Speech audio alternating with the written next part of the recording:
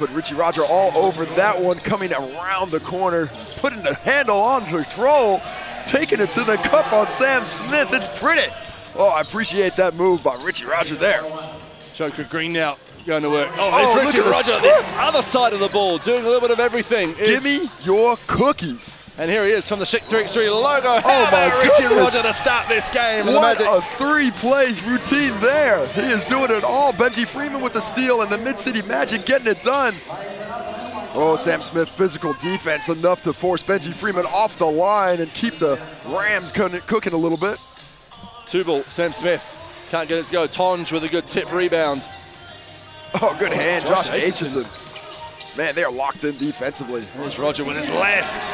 Oh, Richie Roger putting on a show here for Mid-City Magic. Tonj looking to turn the corner. Does Richie Roger have all 5 points right now? I believe he does. Oh, Benji Freeman fired up. The Mid-City Magic fired up here. They are pumped. What some fans they here. They definitely do have some fans. Not too far a drive from Dunners. Fair bit of representation from Dunedin and Otago in this tournament, and the Magic, the only ones left. The Nuggets, the Hoi Ho, the Gold Rush, all from Otago, and all cheering on Mid-City Magic. Here's Paith Momoisia, gets around Taylor Britt. Too easy.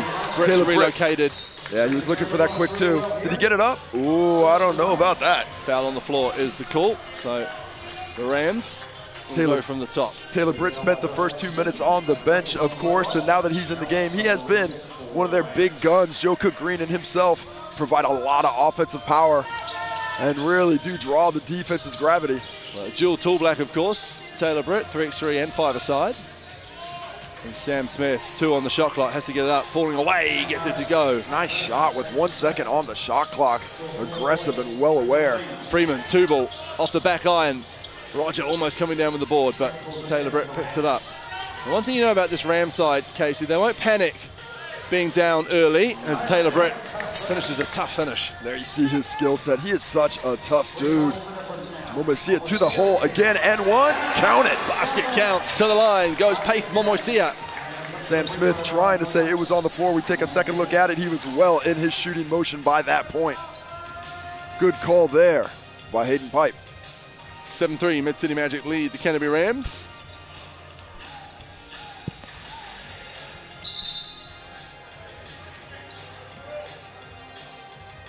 Just getting our formation right on the free throw lineup. Can't have everybody in, apparently. Now you can. Everything's okay. And then we'll get Paith Momosia's free throw from the Sky Sports stripe. 8-3, 5-point lead it is. Another turnover forced. Oh, good hand from Tonj, comes away with the ball. Joe Cook Green wide open. Tonj went through 2 Magic players and couldn't get the finish. Aitchison rises above Tonj. Oh, good fight. Benji Freeman gets the Paith Momoisia for the finish. The recipient of hard work of the big fella, Freeman. Cook Green elevates from 2-point land. Oh, that's one they could have used, but Tonj, everything but the finish. So all 3 Rams have a go on that position. All the Magic spacing out for a 2-point shot on that one. Somebody's got to get a rebound, fellas. A rare miscommunication from Mid-City Magic. Well, they know their roles. Apparently all shooters. With Richie Roger off the floor. So now he's on the floor. Here's Roger looking to hand it off to Aitchison. Oh, a legal screen there. Screen, a good call from Hayden Pipe. Yeah, Richie Roger really jumped out of his lane there and created some space. Just a little sly apology from Roger to Taylor Britt, who he clattered. Really like the extended defensive pressure of the Magic. Joe Cook Green. Off to the right with that one. Yeah, yet to find his mark in this game. Has had a couple of good looks. That one was a bit more difficult. But with 6.5 left, I have no doubt he's going to warm up before the end of it. Who will meet the Southland Sharks in the grand final. Roger going to work. Good defense. Joe Cook Green, better offense, Richie Roger. Strong move. Searching out the physicality and going up through that contact. Britt up with his preferred left. Fast. That was so fast. Good pass fake. Momoisia has his choice. He goes with the step back. Back iron. Sam Smith gets the long rebound. Taylor Britt might think about shooting the 2. Instead he puts it on the floor. Deputizes to Joe Cook Green. Puts on the Jets. Does. Oh, good hand. JCG wanted a foul. No foul coming. Richie Roger doing it all again. Aitchison can't get anywhere. Stays with the Magic. Will be Magic ball. Take another look at this drive by Aitchison. A little bit of contact off the Rams. Ball to the Mid-City Magic. Benji Freeman and Aiden Tonge back into the game. And here the two big fellas might go to it. They like to use another illegal screen. They like to use Benji Freeman as the playmaker in the low post. Goes into him early, and then they run a few different options off him. It's a great way to just get a different look and force defenders to readjust. Fourth team foul on the Magic versus just one for the Rams. They lead 10-5 Mid-City Magic here. 6 minutes to go. There's Tonge. Finds JCG, looking to get his range. JCG, and he'll enjoy seeing that one go through the hoop. The first one goes down. Everything else after that becomes a bit easier as Freeman is really imposing his will on that. Going to work. Two big bodies. Did well in the end. Green had to go all the way around Benji Freeman.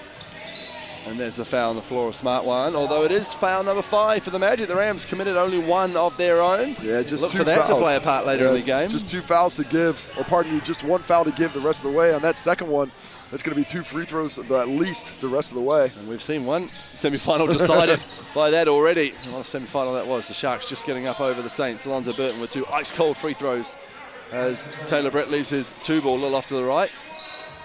Foul from Sam Smith on Josh Aitchison. There's that second foul as the Mid-City Magic take it up top. And Tonge checks back in to man the middle along with Freeman. Momasia checking it out. Looking for his inbounder. Aitchison looking for Benji Freeman.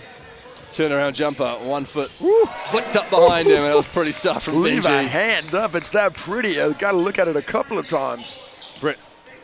Good that's great defense from both Momasia and Freeman. Oh, unlucky. Agonizing for Taylor Britt. Pass fake from Momasia.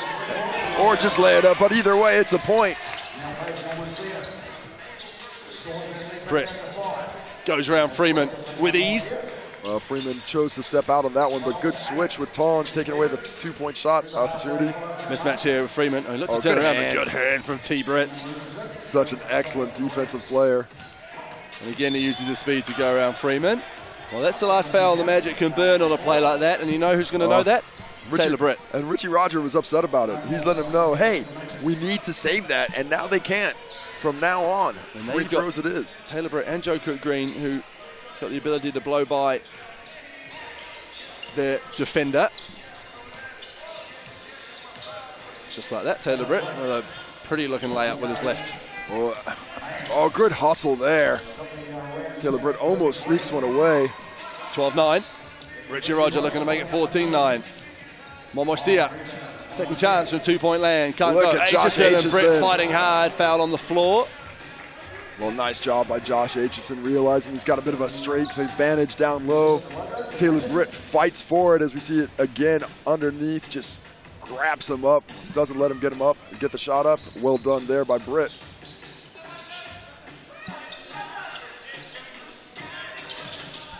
Watch out the back door. Aitchison from the GJ Gardner home sign. Can't get it to go. Aitchison upset about something in the execution there. Possibly take another dribble or two before he shoots the step back from the GJ Gardner side. Was that his first shot of the game as well? Hasn't really been involved offensively as everything's gone through Rogers, Momosia, and Freeman.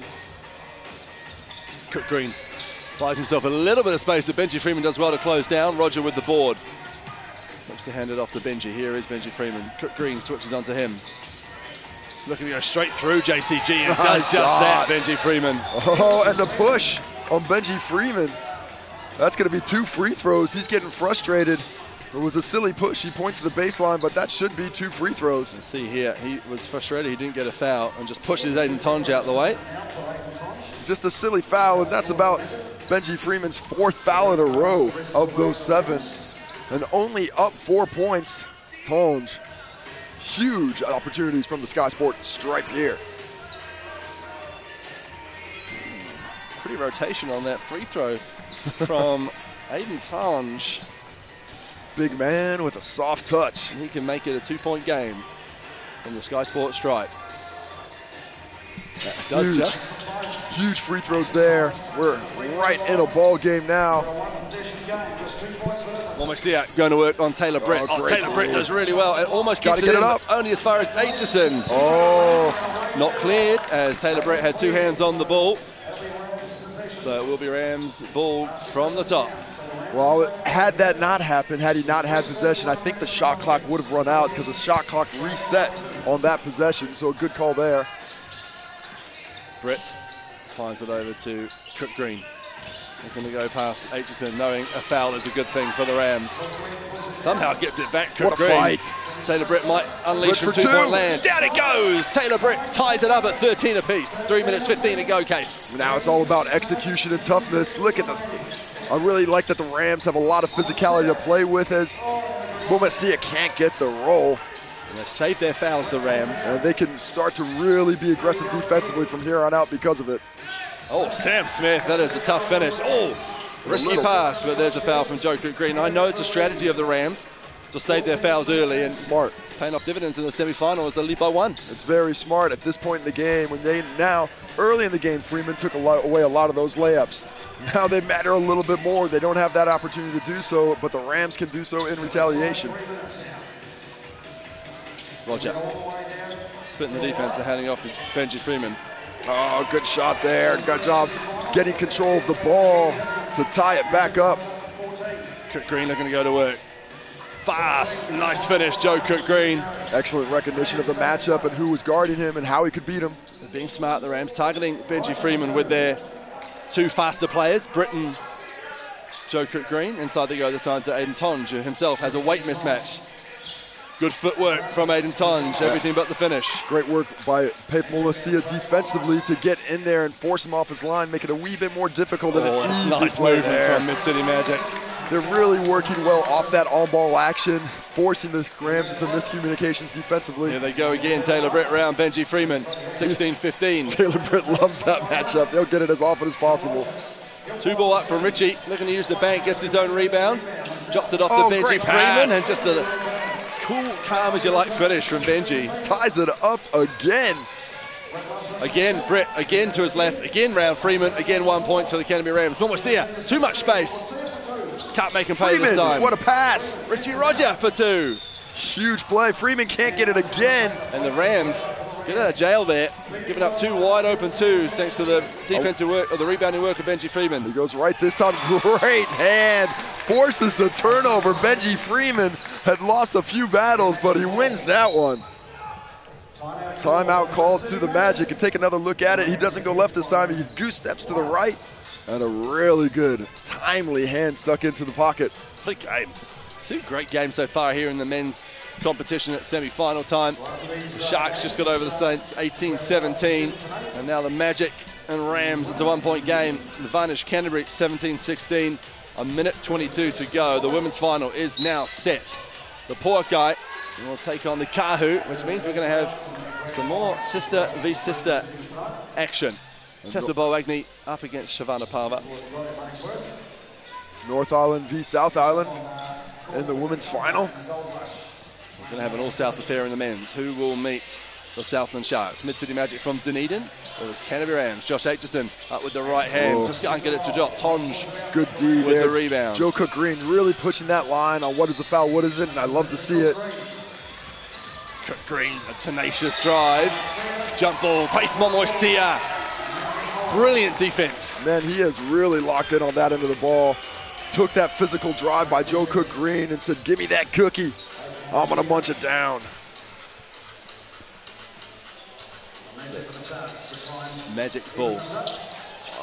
Just about left it behind, Richie Roger. This is the time to execute under a minute to go.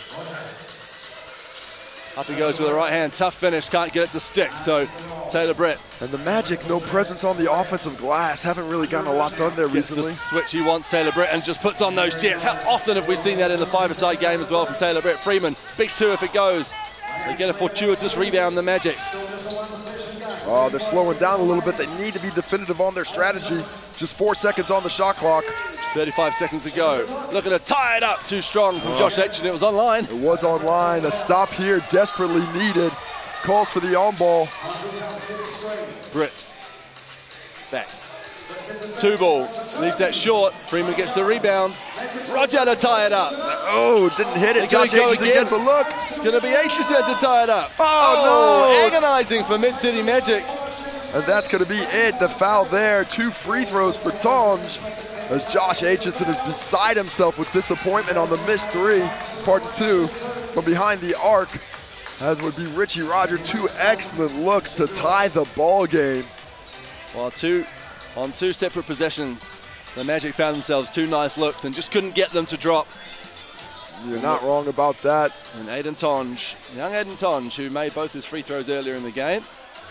Now, if he misses this one, they've got to get quickly into that two-point shot. If he makes it, it would be smart to let it bounce and take the delay of game technical warning so you can reset without the clock going off.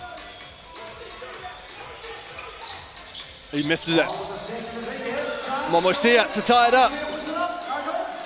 Tonge, great defense after missing the two free throws. And the Canterbury Rams are into the grand final up against the Southland Sharks. So an all-NBL affair coming your way on Sky Sport later this evening.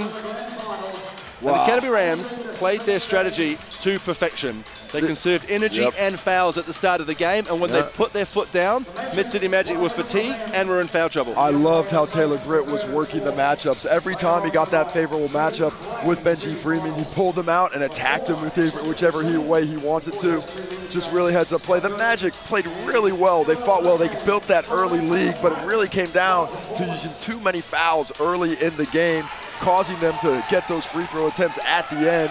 We've got Taylor Britt with Justin Nelson to talk about it now. Great win, Taylor. What a game. Amazing. And some of your baskets down the stretch. Well done.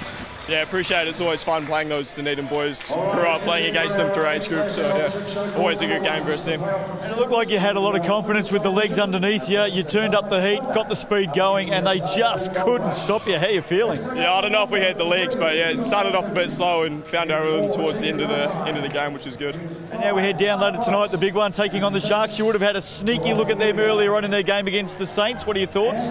Yeah, they got a few good players. Yeah, Alonzo shoots the ball really well. All of them playing good. Dom's a big body inside, so yeah, it should be a fun matchup. Rest up. You've only got a short turnaround, but it is the big one coming up, the National Championship 3x3 here at the Schick Cup. Well done on the win. Good luck later on tonight. And just a quick shout out to Barbecues Direct, our main sponsor for this. We really appreciate everything you guys do for us. Love to see it. It's Canterbury Rams tradition now. Taylor Britt. We love to see it from T. Britt, and they're into the grand final up against the Southland Sharks. For the next hour and a half, we will be classifying some teams in 3rd, 4th, 5th, 6th and 7th. So stick with us after the break here on Sky Sport. A change in Commentary Plaza. James Lisserman and Nick Bewley. See you in 60 seconds.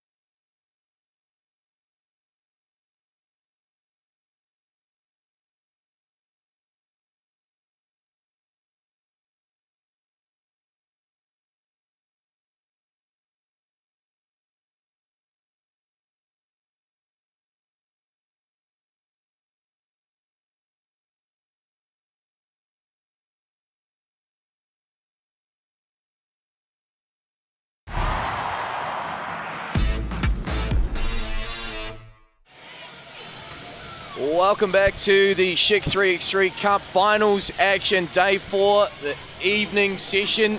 Nick Bewley, James Lisserman here for this women's playoff for 7th between the Otago Gold Rush and the Taranaki Thunder. And quick start out of the gates for today. Earlier, can't get that one to drop from the Schick logo. That makes me wonder, do both teams know we're a couple of minutes behind and just trying to get through the game as quickly as they can, as Olivia O'Neill, hard drive, gets the scoreboard open for the Otago Gold Rush. Langton, Elia and Ngatai on the court for the Thunder. That's Ngatai letting it fly. Can't get that one to drop. Daesh with the rebound. Daesh, Beattie and O'Neill on the floor for Otago. The hot shooting Nicole Gleeson is about to take her boarding pass and into this one, as is Anna Bright. The two teams have already met in the Schick 3x3 Cup back on day 2, and on that occasion the Otago Gold Rush got the job done 22 points to 11. That was in pool play. Perhaps a surprise seeing Otago Gold Rush playing off for 7, given how good they were on the first couple of days. Yeah, but I mean, we've been here for 3.5 days now, and it's just each game is different, and you know you do as well as you can and play as well as you possibly can. But one bad game, and all of a sudden, like the Otago Nuggets record 9-2. What place do you think they'd finish with a record like that? Third. Like third, fourth, somewhere like that at the worst. 9. Well, that's it. If you lose the big ones, the knockouts, and drop down to the bottom half, that's just the way she rolls sometimes. Is Macadash, that's how she rolls. Straight to the cup, but Except doesn't the beat the shot clock. You can see some people are like, yeah, that was a great shot, great finish, and then other people are like, yeah, that's great defense. You held them out away from scoring for the full 12 seconds. As Gleeson just ties up Elia there. Bit of a smile there as they also play club basketball in Canterbury against each other whenever Elia's down, and play for the mainland Pauakai this year as well. Ngatai with it from the Schick logo, Elia. And 6 for the Thunder. Step back and gets the job done for Taranaki, who are underway. 1 apiece, a minute 20 gone. Yeah, they're playing really well, and we see here an offensive foul that won't count, and Elia smiling there, so obviously not. I've seen some big hits from Daish's. You see the shimmy there from Daish afterwards. I wonder if it's signifying anything there. But both these teams look like they're having fun so far. Not quite the level of, I guess, intensity from play to play, but you can tell they're trying to win, but a bit more smiles in these games than the 4 that have been on in this session so far. Absolutely. Just to recap those ones, so we had the Pauakai getting the job done in the first of the semi-finals, so they are through, and the Northern Kahu also through to the women's grand final. Northern Kahu, perfect, 10 from 10, undefeated thus far in the Schick 3x3 Cup. There's Olivia O'Neill, nice cut there, and adds 1 for Otago. That women's grand final, 25 past 8 or thereabouts, the men's grand final. An all-southern affair. It's the Southland Sharks, the home team, the Shark Tank, taking on the Barbecues Direct Canterbury Rams. Yeah, it should be a great game. Like, we've had some fantastic support for the Sharks. You see Langton here driving in, O'Neill just tapping it away at the end. And here's the Gold Rush. Daish inside, and just too strong there, puts the lead up to 3-1. Langton wide open though, and an immediate response from beyond the arc. Tight ball game, just over 2 gone, 3 apiece. O'Neill with the lime green Nikes, can't get that one to go. But Daish so strong on the offensive glass, but well met there by the young teenager Anna Bright. Yeah, great job just to stay strong there. Daish is not someone I don't think anyone wants to take sort of contact from around the basket, me included, but she did a fantastic job staying strong between her and stopping that basket, forcing a turnover as well. Here's Langton once more, O'Neill in front. Bright will let this one fly from beyond the arc, and nothing but nylon. Taranaki catching fire from distance. And that's one way to make your coach happy. You hit a couple of shots from behind the arc, and they've done that. Last 2 positions, 1 from either side of the court. Here's Elia, goes one way, then the other. Can't get that one to drop. And a good job from Daish there, boxing her out the whole way. You see the shot there, just making it impossible for Elia to follow up her rebound there. In comes Nicole Gleeson. O'Neill with it at the top. Gleeson wide open.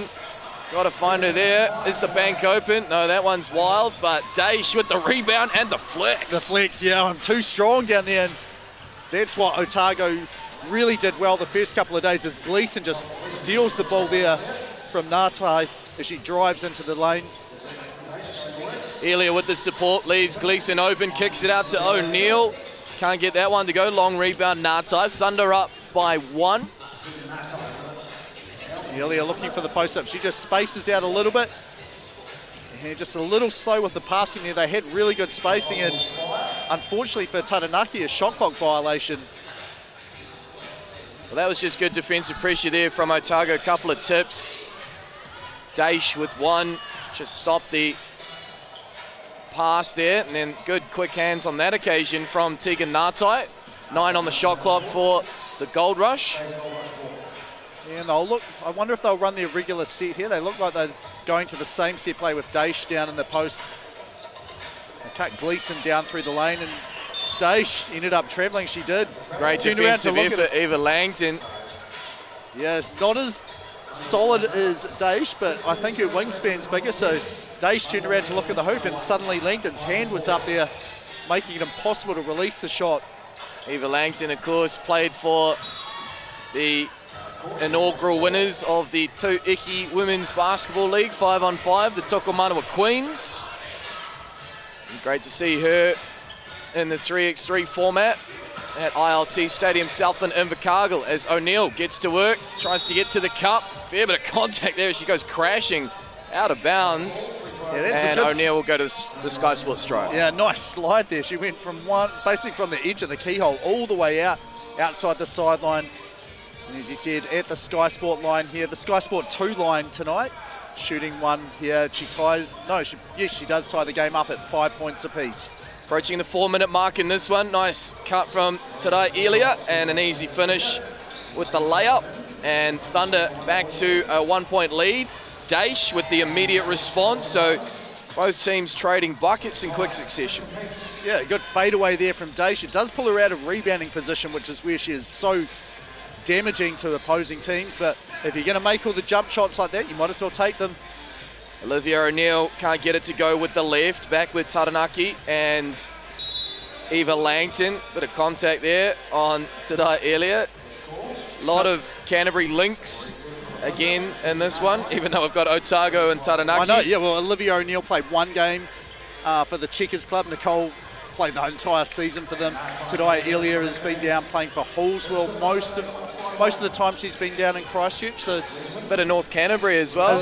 Yes, as well, but I can't remember who she played for this year. Was it North Canterbury? Bit of North Canterbury, yep. Shout out to my wife Kelsey, plays for North Canterbury. A couple of games for them. But this is what you want. Final game of the tournament. You know these two teams have had a whole lot of fun here and just enjoyed being part of it. And disappointed not to be playing off of the Schick 3x3 Cup, but they want to go home with a win here and finish as high as they possibly can. No doubt about it. Elia connects from beyond the arc, unable to do so. In response is Nicole Gleeson. Tough drive from Tegan Ngatai, and the Thunder have got the last three. And she holds off Daesh there, gets the rebound and decides, I'm going to launch this one. As errant pass there means it will be the Thunder. Momentum going their way, up 10-6 now, over halfway through the game. Anna Bright and Nicole Gleeson take his seat. Ngatai with it at the top. And a bit of a miscommunication there. Tegan Ngatai is going to take it on herself from distance and connects. Tegan Ngatai. Yeah, Thunder, everything is whatever they've planned and however they thought this game was going to go. This is probably the best case you could probably hope for. You're getting a lot of stops. I don't think the Gold Rush have hit a single shot from behind the arc, and you've made 3 or 4 as a team already, doubled them up already. And now that opens things up more. You can see the little fake there from Ngatai, able to get Beattie to reach, and then she goes straight past. And that is team foul number 5 for the Gold Rush. Tegan Ngatai, just 18 years of age, went to the under-18 3x3 World Cup, so fair bit of experience despite her young age in the format, and complete miscommunication. Eva Langton with the easiest finish of the Schick 3x3 Cup.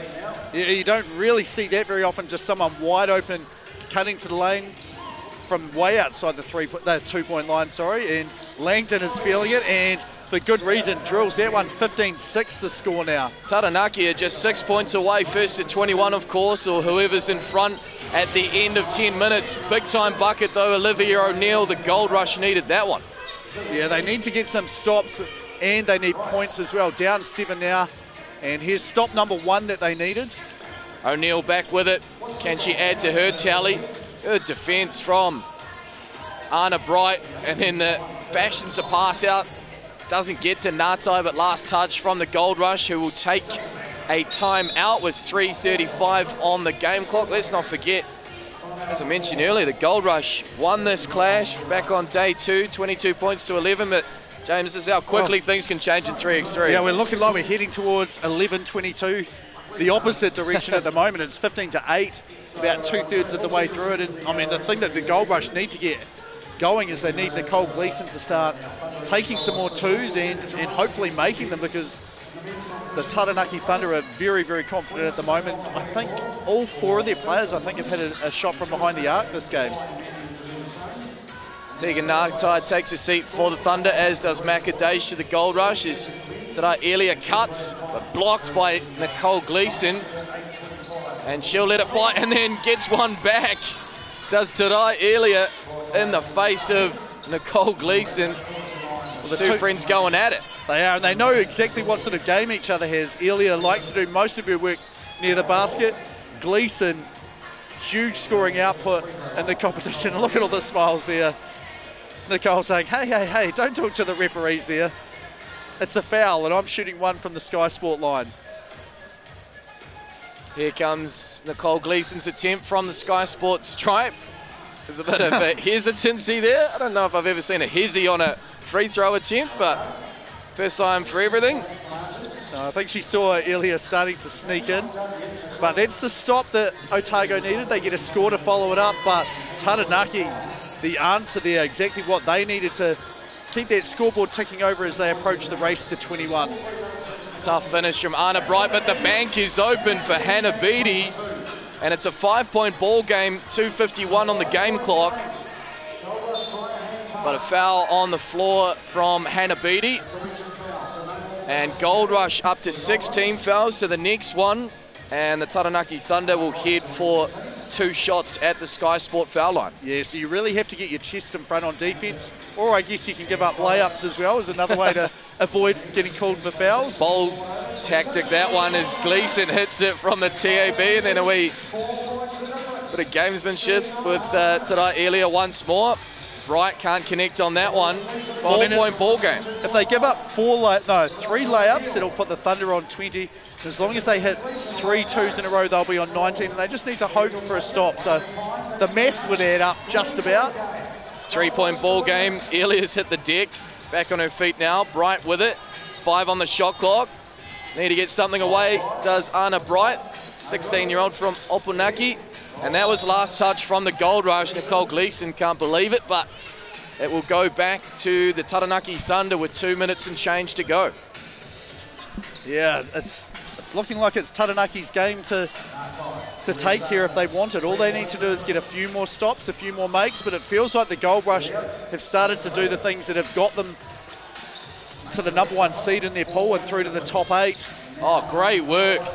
Tarai Elia, how did she get through that gap between Daesh and Gleeson? Then the dime for Eva Langton. The Taranaki Thunder are just 1 bucket away from getting to 21 and finishing 7th in the Schick Cup.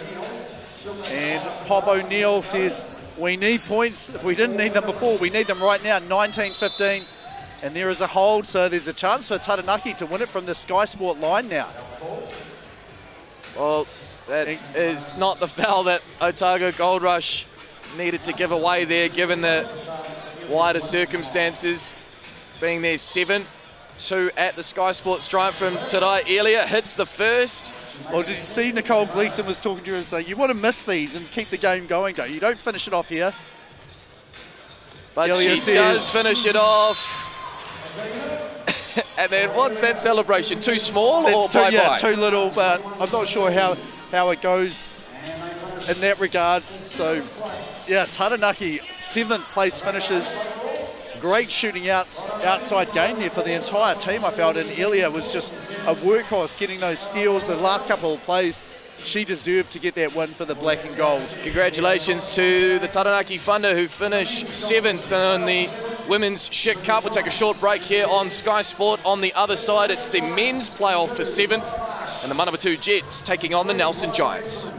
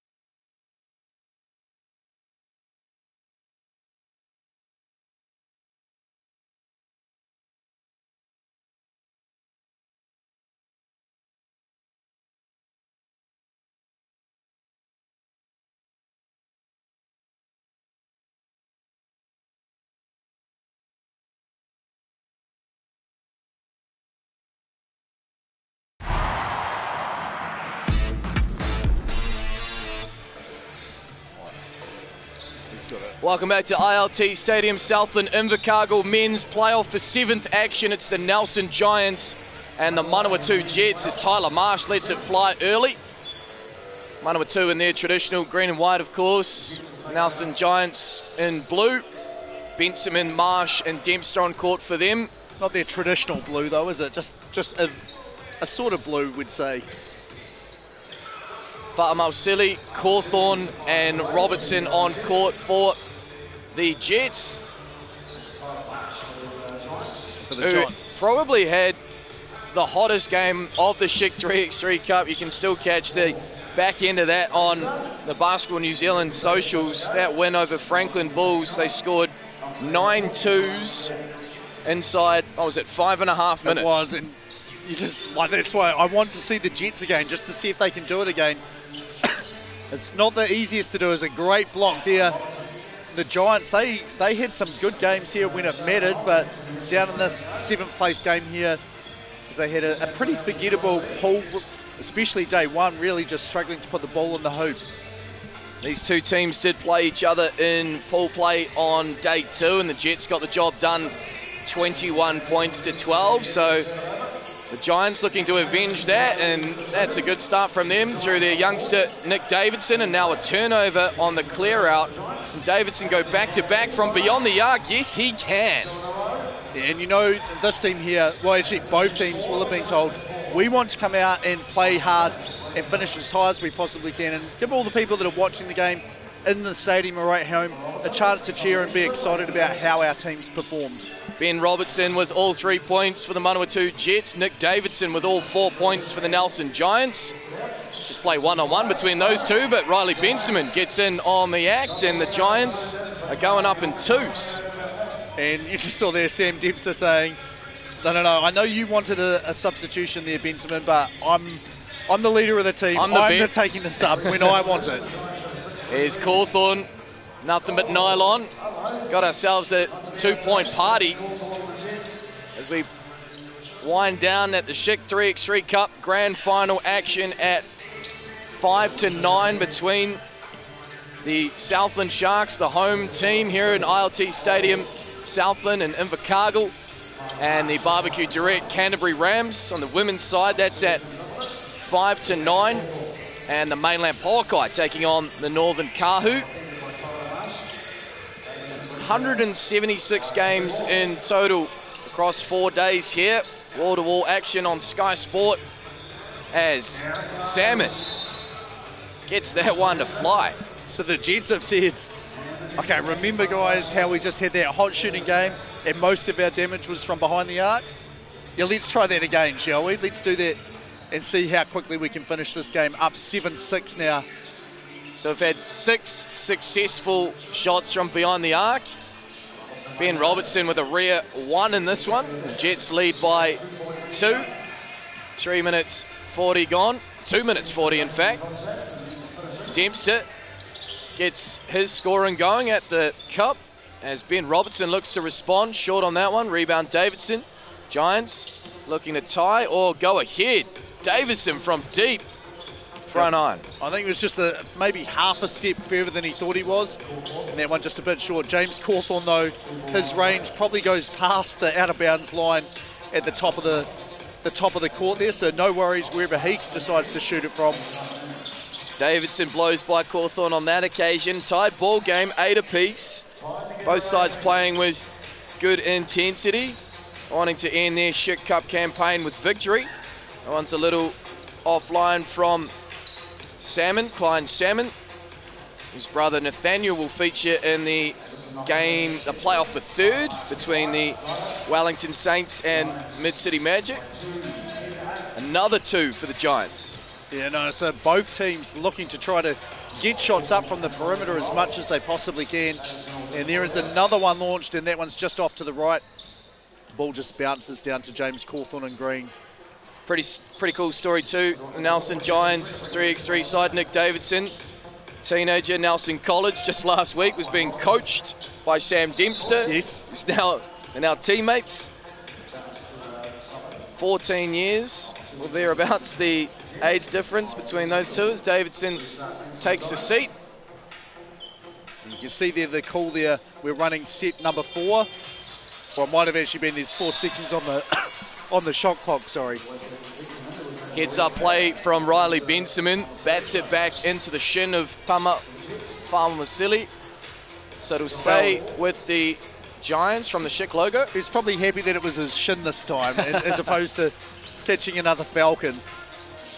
Cop one in the beak. Back on day 1, I believe it was. Giants lead by 3 as Fa'amausili lets it fly.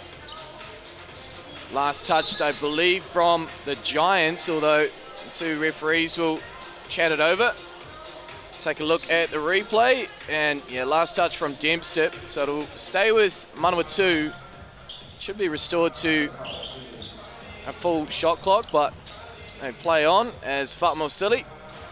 I thought that was nice short, but arc. yeah, it looked like he just got enough of the rim there for it to bounce over and drop down for 1 point.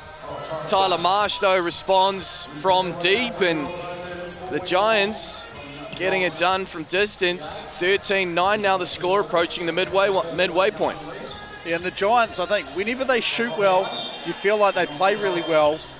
And they play like with the same intensity no matter what. Good spacing on offense, good defense. It's just they've had a couple of games where their shots haven't gone in at the clip that they'd like them to. But so far, so good for this one. T. Marsh looking to get it done once more. Not on that one.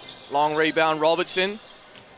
Between the legs, spin move, Ben Robertson. What a finish. Yeah, just tremendous balance to keep his composure there, as Marsh says, well, while you were doing that cool shot, I was standing here all alone, and that turned into 2 points for the Giants.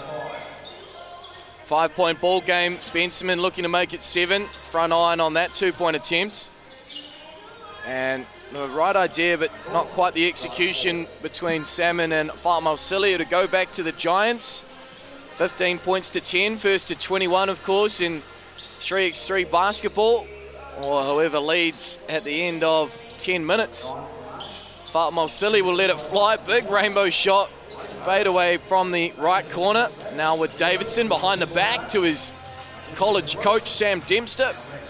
And 1-footer. Well, everyone loves it, don't they? We need to come up with a name for it so people, maybe the Maverick fadeaway. How's that? Can't get that one to go. Davidson, and again, a fight over possession down low. And it'll go this time the way of the Manawatu Jets. Exactly 4 minutes on the clock. Giants up 5. Jets need a bucket. We know how quickly they can turn the Jets on, so to speak. Can't do it that time through Fa'amausili. Benjamin from distance. Great defense from the Giants on that drive. You know, the initial challenge of the shot, and then you had the old man, we'll call him. It's all relative, though. He's younger than me. Just comes in to help clean stuff up, and then they get a score there after a few more shot attempts. Great closeout from Davidson, who then lets 5 from 2, gets his own rebound off the miss. Nick Davidson, 5 seconds on the shot clock. Likes that behind the back pass. Needs to get up a shot, Dempster. And almost connects in the face of Klein Salmon. Jets down 6, 3 minutes and change. Can Jimmy the Jet Cawthorn get it done? Nothing but nylon. 4-point ball game. But then contact on the 2-point attempt from Riley Benjamin. And he doesn't seem too happy with that. I think he knew it was a bad foul there, like pretty clearly across the arm. Well, at least from my angle here where we're sitting. And that does send the Nelson Giants to the line, the Sky Sport line, to shoot 2. Connects with the first, does Benjamin. And they're getting closer and closer to that 21-point mark. And you see, that's only the first team foul from either team the entire game, which is why we've been at just such a breakneck pace, it feels like. Long one from Cawthorn.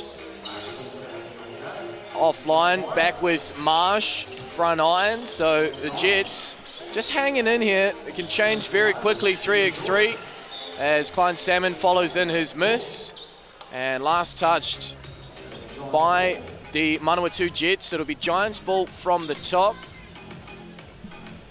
One of few teams, you'd have to say, James, as well, where all 4 players are actually from the area that they're representing. Yes, yeah. I mean, it's what happens when you know, there's a by and large, professional teams are in outfits. They've had players come along and then tried to sign them. And, you know, there was a bit of time just to work out who they actually want and who makes the most sense. But the Giants said, well, we want to take the guys that are here because then we can practice with them and get everyone on the same page, and we think that continuity is going to help us. And it has in a number of games. This is an example of why you want to do that. Salmon catches Davidson in the air but can't connect from two. The Giants are just 3 away. T-Marsh from the top had finished from there earlier on, not to be on this one. Ben Robertson has been a big part of the offense from the Jets. Cawthorn from the GJ Gardner. Splash. Oh, I said his range is pretty much past the out of bounds line at the top of the court, and that just looked easy, didn't it, for him? Just was set, received the ball. Dempster, I don't think knew he could shoot from that far, as Salmon hits one as well. So we've got a 3-point game now, 19-16. Giants just a bucket away from beyond the arc from putting a lid on this one. Dempster puts a wee move on Robertson, but well short. Jets will have possession at the Schick logo, 1:44 on the game clock. And they've been doing so well the last couple of possessions from beyond the arc. You'd think that's what will happen again, as Cawthorn from the car park. Bit of a heat check moment. And he takes the seat. Says, yeah, that shot wasn't my best work. I will have a little bit of a break there, but they bring in another shooter instead, so. Just waiting for the shot clock to be restored to the full 12 seconds. Dempster with it. Bensman and Marsh on court. Marsh wants to finish it from deep. Will he get the shooter's roll? No. Salmon from the corner. Can't connect. Marsh bobbles around into the feet of Fa'amausili. Yeah, the Giants have been unlucky with 2 rebounds there. Dempster rushed in and the ball just bounced a little funny. Otherwise, he would have had a clean rebound and then fumbled that one. And I think he said, we've had enough of going for 2s. I just want to get 1 bucket here. And that doesn't happen anyway, and it is a foul. So I think the right idea, just the execution, not quite exactly what he needed to have happen. And just the first foul on the Nelson Giants with a little over a minute to go in this one. The officiating team have put the whistle away, which is what we'd like to see, as Fa'amausili lets fly. 1-point game all of a sudden, 19-18. I think it's not only the referees, the players are doing a fantastic job of playing physical defence, as you see. Good challenge there, but better finish there from Marsh. Fa'amausili will tie it up if this connects. It does. 20 apiece. Next bucket wins. Yeah, so who's your money on now? Giants with possession. Davidson, great defence. Robertson, Dempster. I thought he was going to launch the 2 there. They don't need a 2, a 1 will do it. But he was open, went for the drive. 35 seconds. You may see the Jets elect to use some of their fouls, just trying to force it into overtime if they can cut time off. Well, Dempster, Davidson and Marsh on court for the Giants. As Marsh looks to get to the rack. Fa'amausili stays in front. Can he get the roll? Marsh, no he can't. Back with the Jets. Can Manawatu steal it? Fa'amausili creates distance. Step back, the bank's open. And Manawatu Jets collect the cash and 7th place. What a finish there. Like, the Giants, they just looked like the game was theirs. The Jets, their fans are getting to 22 points no matter the stage of the season. As Fa'amausili hits those 2 huge buckets there, both from the top of the key, and that is the walk-off game winner. 18.8 seconds left on the clock.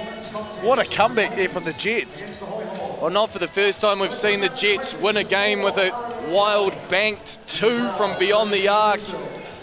And the Jets get it done once again. Let's go to Justin Nelson, who's got the walk-off winner, Tama Fa'amausili.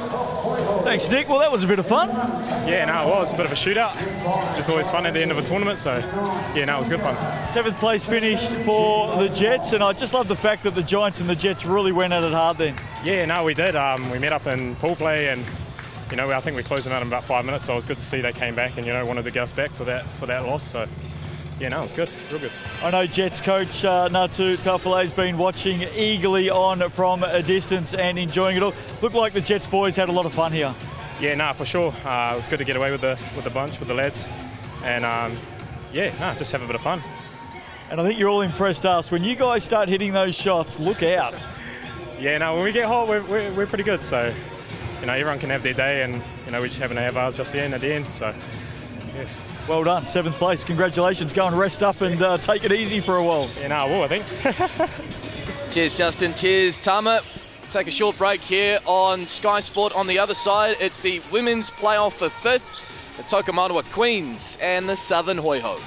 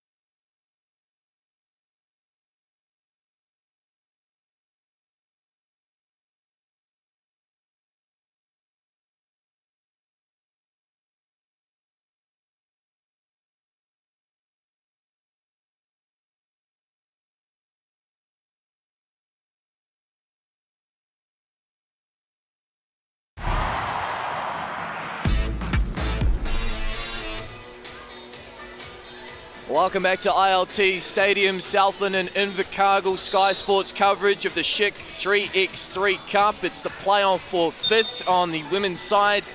The Southern Hoiho taking on the Tokomanawa Queens. The Hoiho, Caitlin O'Connell, Samara Gallagher, Jen O'Connell, Tyler Mitchell. The Queens, Aria Cowley, Tyler Hooper, Lakota Beatty and Josie Trousdale.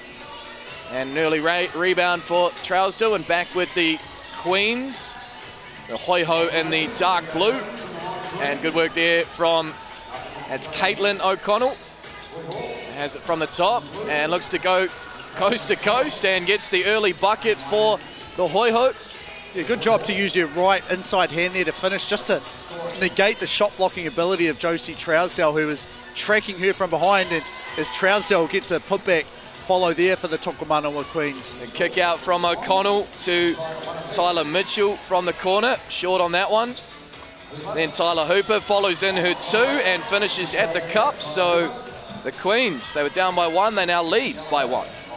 You know, just interested to see the level of physicality in this players.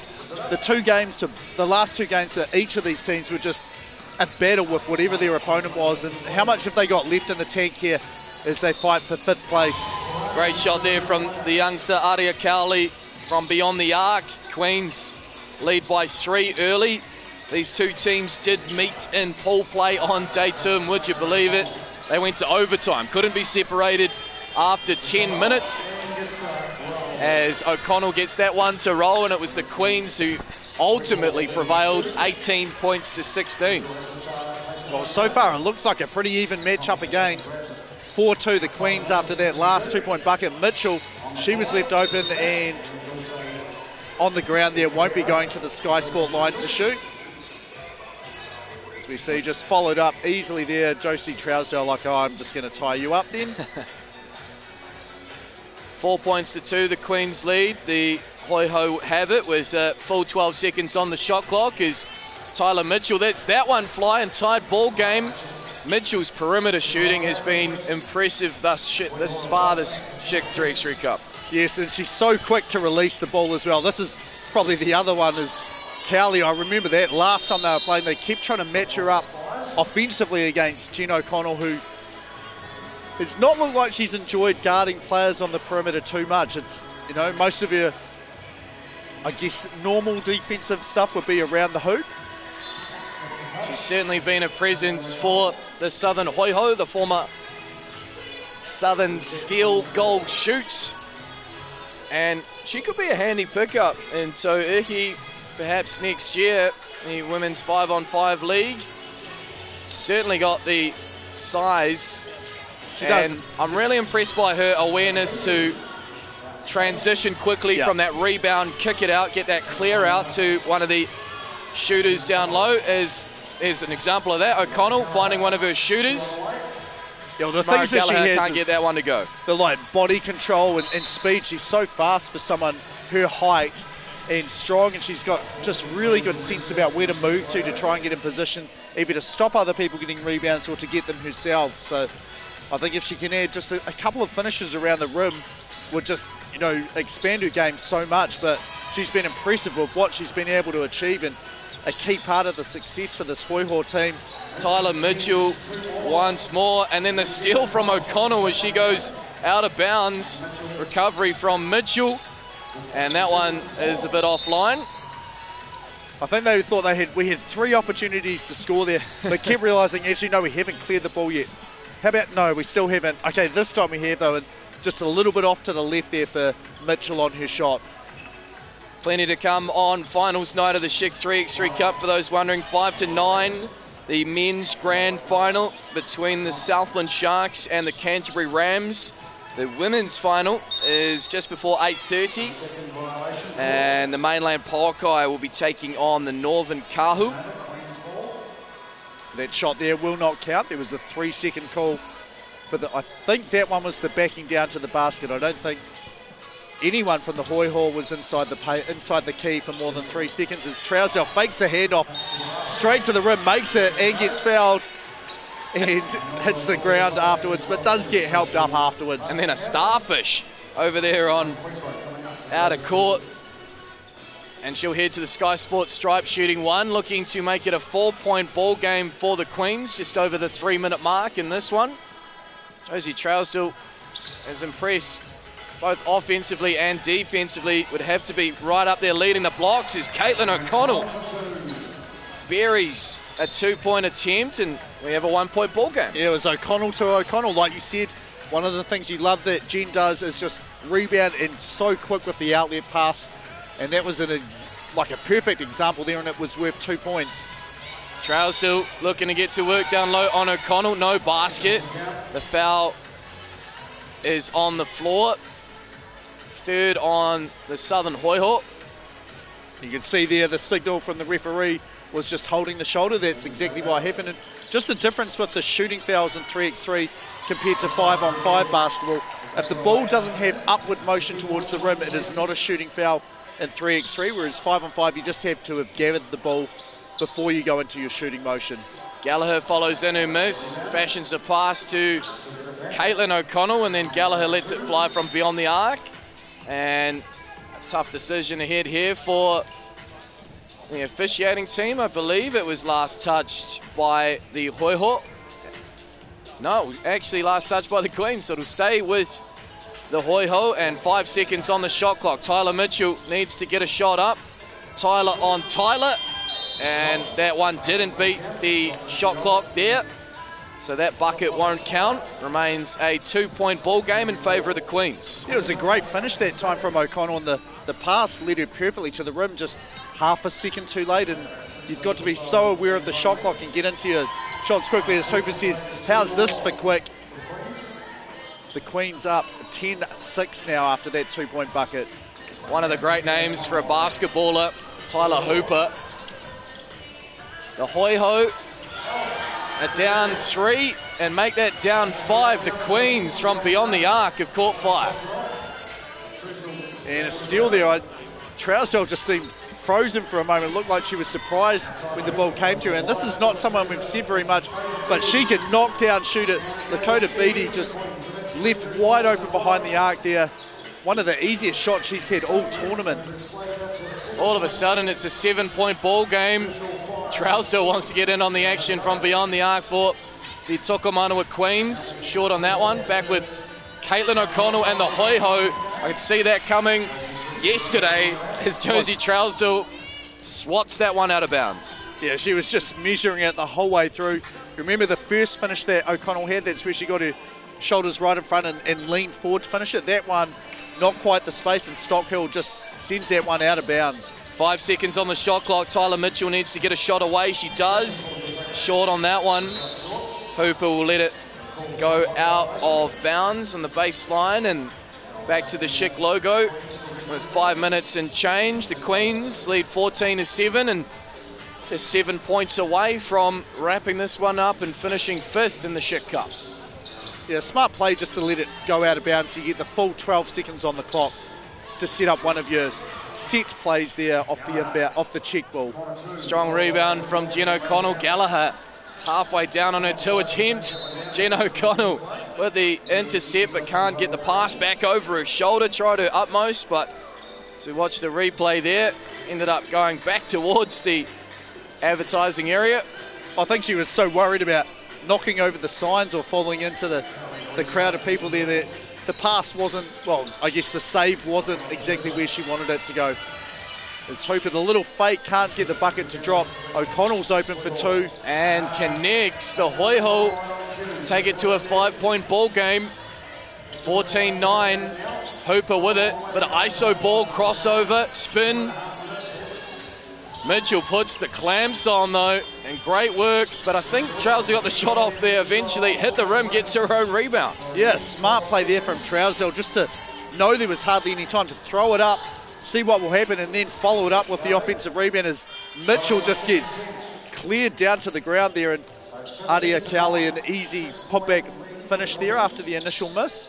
Pick and roll action, Gallagher gets it back, and the Hoiho are in double digits. A 5-point ball game, just over 4 to go in this one. Reach and foul on Samara Gallagher, and that's the Hoiho's 4th.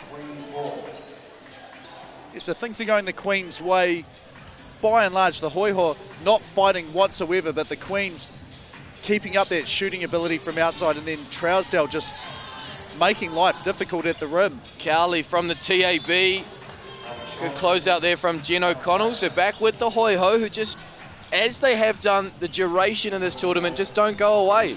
No, they don't. And you don't expect anything less with a team which is led by Samara Gallagher, just long-time player at basketball. As that pass goes through a couple of fingers before it makes its way to get to anyone.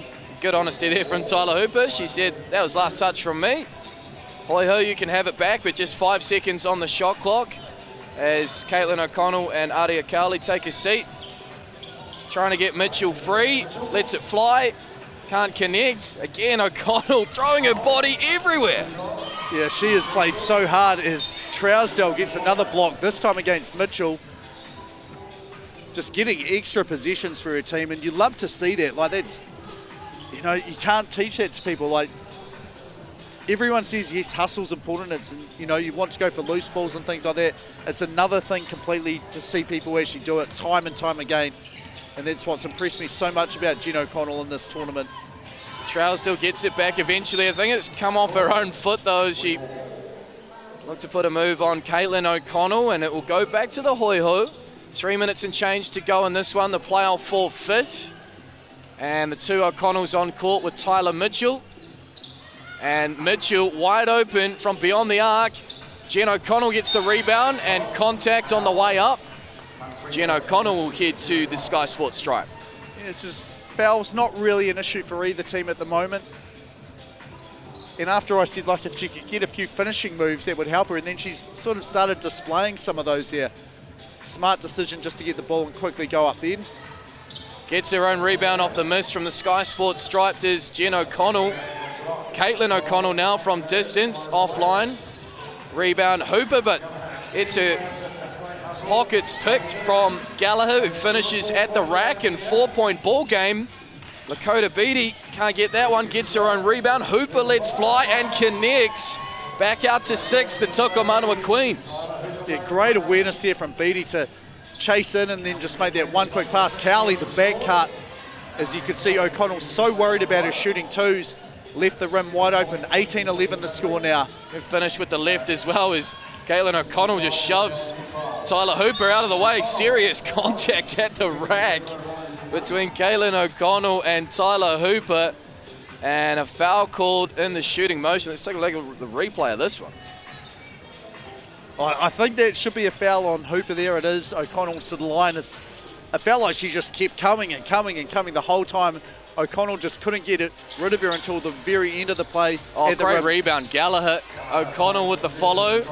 And the Hoiho just sticking tough. 6-point ball game at the Queens are 3 points away. Oh, what a crossover. Aria Cowley, oh, Short on the 2, but she's got some serious handle, Aria Cowley.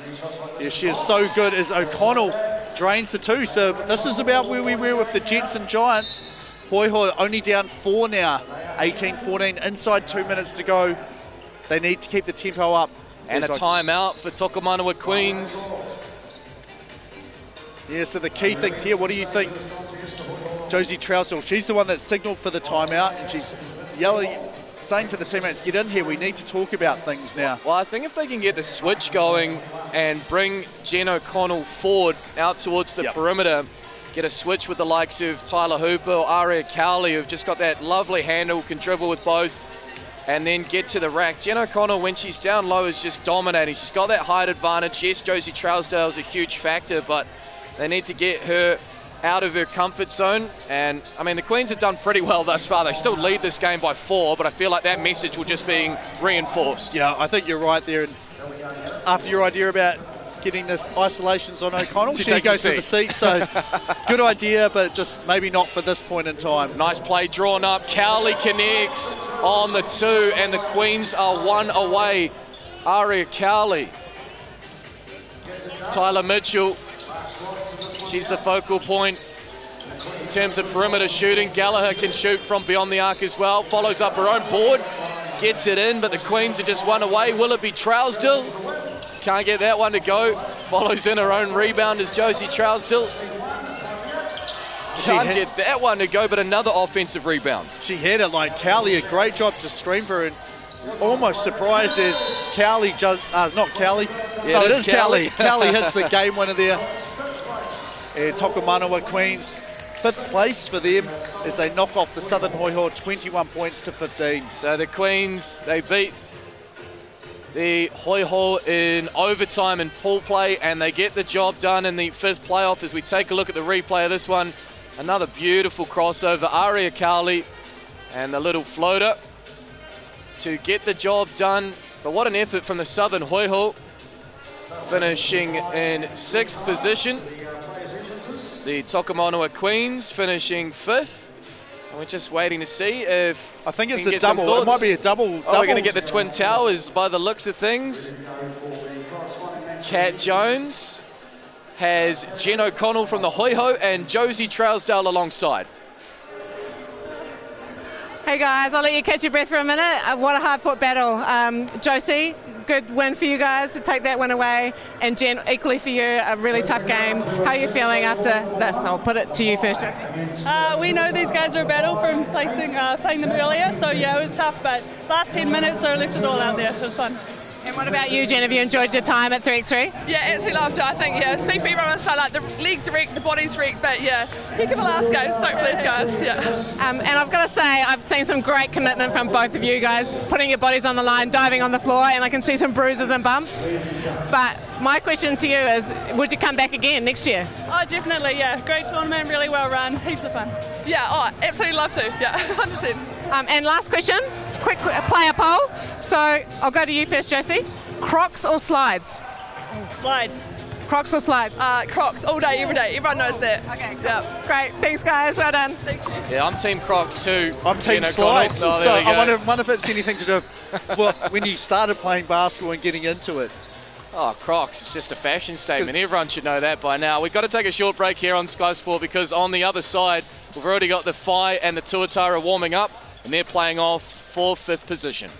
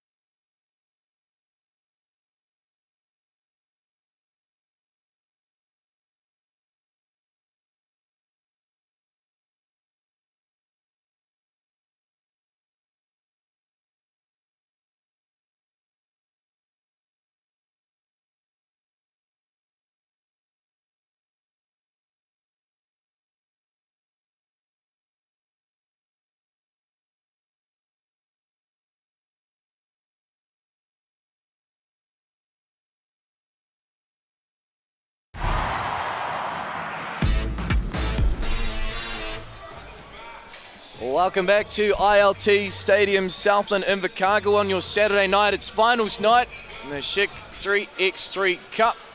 And we are playing off for 5th in the men, the Auckland Tuatara, up against the Mid-North Fire. Chris McIntosh, Reuben Fitzgerald, Liam Judd and Tom Beattie for the Tuatara. For the Fire, Zach McKenzie, Tatui Lewis, Mitch Dance and Ty Wynyard.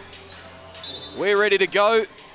The guys are ready to go in their final action of the Schick Cup. These two teams also met in pool play on day 2. Fight with a pretty convincing 20-12 victory on that occasion. Yeah, but you just don't know what's going to happen with the Tuatara. Extremely hot shooting. The last game that we had for them, just on fire, and then finish it off with a nice alley-oop dunk to finish the game. And this is one of their shooters, and that is what he can do. Chris McIntosh from the Schick opens the Tuatara account, as does Tatui Lewis with the immediate response, going up in 2s. And there's another. Yeah, that was the relative big man for them, Liam Judd. And after the game, he said like he was so excited to play with some of the guys just at another level of basketball. And he mentioned Ty Wynyard by name. I said, well, I've got some news for you, because the next game you have is going to be up against Ty Wynyard again, as we haven't had anything attempted inside the arc, have we? No, we've had 4 from beyond the arc. There's the first attempt from inside, Ty Wynyard. Chris McIntosh wants more. I thought that was online too. The Tuatara, as I called them earlier in the tournament, Ruatara, going up in 2s. As Tatui Lewis lets that one fly from the left corner. Rebound Fitzgerald. McIntosh again from the Schick. Almost connects. And this has been fast and furious here. No whistles. It's just been 2-point, 2-point, 2-point, 2-point. And we've got the 2 subs, Zach McKenzie and Tom Beattie, just waiting in. Ty Wynyard says, right, that's enough of that. It is time for me to have my first sub. And Zach McKenzie comes in, as does Tom Beattie. Really impressed with Zach McKenzie. Just 19 years of age. He's got the wingspan, he's got the athleticism. Plenty of basketball ahead for him. As him and Judd just mouthing the lyrics there, a bit of lip syncing. And there's that athleticism on show on the defensive end with the closeout and block shot. Now the spin move. And gee, Zach McKenzie just made me look really good there. Thank you. Yeah, no, that was fantastic balance. I drove in hard, stopped, turned on a dime. As Tatui Lewis hammers that one down with 2 hands. The young fella's got bounce, and the crowd, including the players who are not involved anymore behind the hoop, as we take a look at the replay of that dunk. Yeah, just slams it home. Yeah, Ty Wynyard's had a couple of fantastic dunks himself as well, so always happy to see another one of his teammates get up and throw it down as well. And oh, tomahawk, Liam Judd.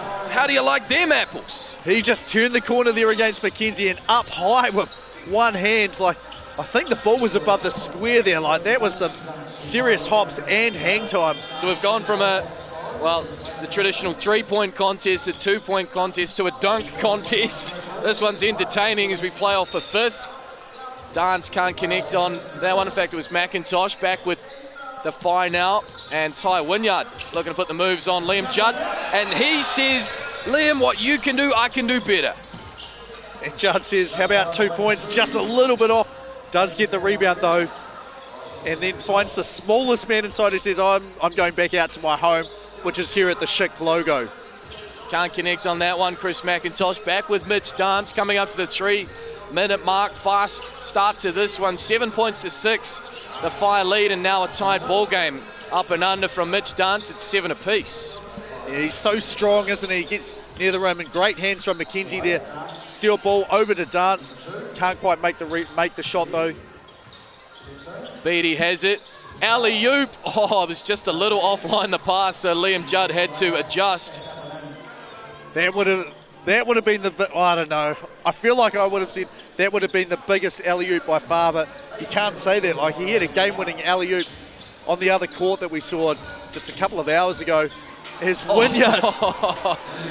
Okay. I see what's happening here. So we've had the 3-point or 2-point contest, the dunk contest. Now we were looking for the best alley-oop as Ty Wynyard takes a seat. I'm not mad at it. Oh, Like, I'm not upset either. Let's write this down the script for playing off for 5th place. We want dunks and 2s, a couple of alley-oops, maybe some big blocks we might see later on Well, as look, well. I think it's one apiece. I think the Tuatara won the competition from behind the arc. Wynyard's dunk for mine, just slightly ahead of Liam's Judd. Oh, Jack McKenzie with the left, and then it will stay with the 5. That was epic as we take a look at the replay. We're just double checking this, so yeah. Definitely white ball. Yeah, the Tuatara, though, they need a chance to cleanly get the ball, and I guess that's what they're saying is we didn't have it cleanly, so we can't turn it over until we have it cleanly. Tom Beattie picks the pocket of Ty Wynyard. McIntosh looks to put a move. Tries to get Lewis in a spin cycle. Finish with the right. Doesn't get the roll. Back with Tutuhi Lewis. And now Mitch Dance. Remains a tie ball game. 8 apiece. Mitch Dance sells the candy. I think everyone was expecting, well, we've had a dunk from Lewis. We've had a dunk from Wynyard. We've had a dunk from McKenzie. Surely this is a Dance dunk. Tied ball game once more, 9 apiece now. Just over the 4-minute mark as Wynyard gets going downhill. And back with McIntosh, who will let it fly from deep and connects. The Tuatara go up by 2. All right, so he's hit from the TAB logo now, as well as the Schick Cup logo. Will he be at the GJ Gardner Homes logo next? I do like how the players are so familiar with the 3-finger up celebration after hitting beyond the arc. I haven't quite seen the adjustment to a 2. No, it doesn't. It's not as comfortable, is it? And it depends which way around you face it. Are you saying peace? Or? Yeah. Good point. As Judd cleans up that one. 1-point ball game approaching the midway point. Fitzgerald finds Judd. Oh, round the back. Can he get up? Yes, he can. No dunk, but counts all the same. Add 1 to the Tuatara tally. Yeah, it was an impressive athletic finish anyway. Like, he was thinking of dunking and saw that McKenzie was there. There's a nice back cart. Great challenge from Tutuhi Lewis. Forced him to miss that shot there. McKenzie with it from the Schick logo. Runs into the other teenager out there. In fact, we've got 3 teenagers. Tutuhi Lewis, Zach McKenzie, and Tom Beattie in the Tuatara. And it will stay with the 5. We'll have a shot clock reset. The 5 down by 2. There's Mitch Dance with the dunk and hangs on the rim. Right, so all 4 of the 5 throwing it down. I don't think we're going to see a Chris McIntosh dunk. Liam Beattie, though, he is definitely someone who can shoot from the outside as well as get dunks inside. So chance for a couple more, but I'm happy with Judd being the predominant dunker for this Tuatara team whenever possible. Last touch from Mitch Dance. So back with the Tuatara, who lead by 3. Playoff for 5th. Make sure you stick around here on your home of sports, Sky Sport, for the grand final, both women and men. First up, the women at 8:25. It's the mainland Poakai and the northern Kahu. And then on the men's side at 5 to 9, it's the home team, the Southland Sharks, up against the Canterbury Rams as Tutuhi Lewis looks to take over. Can't get the roll with the reverse. Back with McIntosh, who just loves the Schick logo. Halfway down on that one. We needed to be one more logo over, I think, to complete the set. So quickly, while we've got the ball out of bounds, who's your pick for the men and who for the women? I'm going to go with the Southland Sharks. I just feel like they have a better matchup size-wise. Yep. Dom Kalman-Potter is going to take some stopping. I know that'll be Aiden Tonge's assignment. It's going to be close, though. That's just the nature of 3x3 on the women's side. The Poakai and the Kahu have already played. The Kahu were dominant in that one, but just based on watching the semi-final clampdown that the Poakai put on, I mean, they only conceded, 5 points to the 5? I mean, if they can go like that again, Boagni, Alafotu, Tessa Boagni, and Jacinta Beckley, they looked unstoppable. Yeah, they were very good. What about yourself? I'm going to say, I think I'll go opposite you. Like the Rams, we're going to go for the repeat of what happened the last time. So the Rams beat the Sharks 21-17 in pool play. I think DKP, he's got an advantage over Tonge.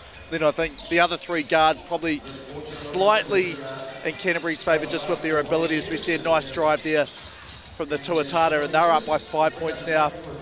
And on the women's side, like, it was impressive what the Poakai did. Is Wynyard, so much power, gets that one to go through the hoop. Judd, they were asking him to get up behind the hoop. The likes of Scott Telfer, Chris Martin, Derek Albertson, they're enjoying the slam dunk party.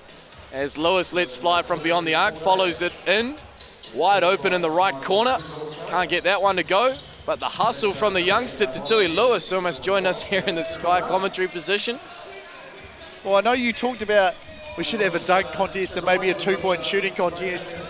Maybe these two teams overheard you and like, well, there's not an official time set aside for that, but why don't we do it in our game? I like it. As McIntosh, nothing but nylon. He's been lights out from two. In this one, Chris McIntosh. And the Tuatara are just a two-pointer away from 5th place. Great hustle again from Lewis. Dance from the corner. And it's a 5-point ball game as Tom Beattie gets up, young fella, but can't slam it home. Well, his eyes got wide, didn't he? Like he Let's felt take like a look at the replay. Mackenzie went for it, and he just went up and tried so hard to flush that one. Lewis right there, though, just enough to throw him off. Dance tries to get it done from the Schick logo offline. We'll be back with the Tuatara, who have Beattie, Fitzgerald, and Chris McIntosh just checking back in. And he's right at home at the Schick logo. Does he just jack it up in Tai Wynyard's face? I think he thought about it. He's going for it, and he hits it. A walk-off two from Chris McIntosh.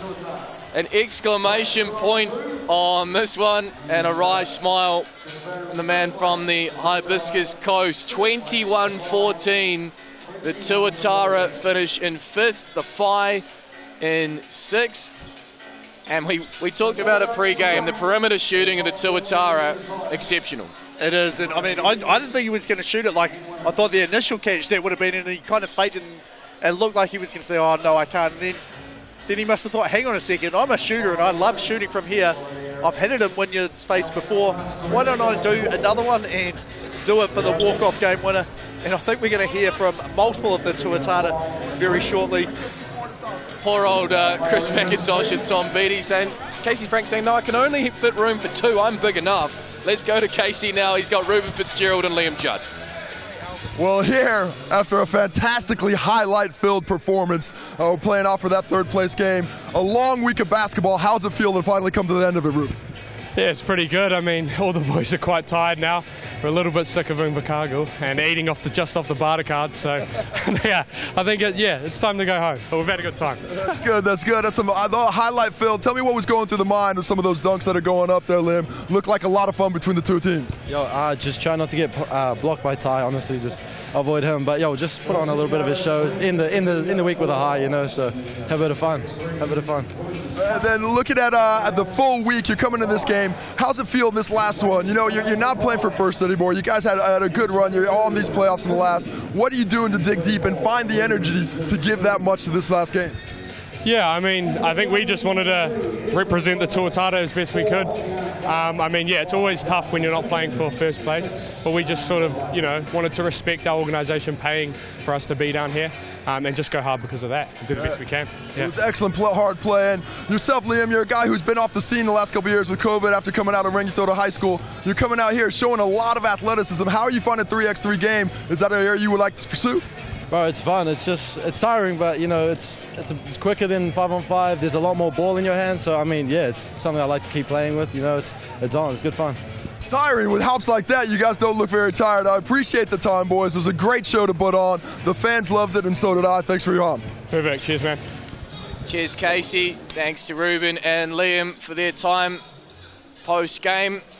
Myself, Nick Bewley, and James Lisserman are going to step aside and welcome back into the commentary position Kat Jones and Justin Nelson for women's playoff for 3rd. It's the Phi and Auckland Dream on the other side of this break on Sky Sport.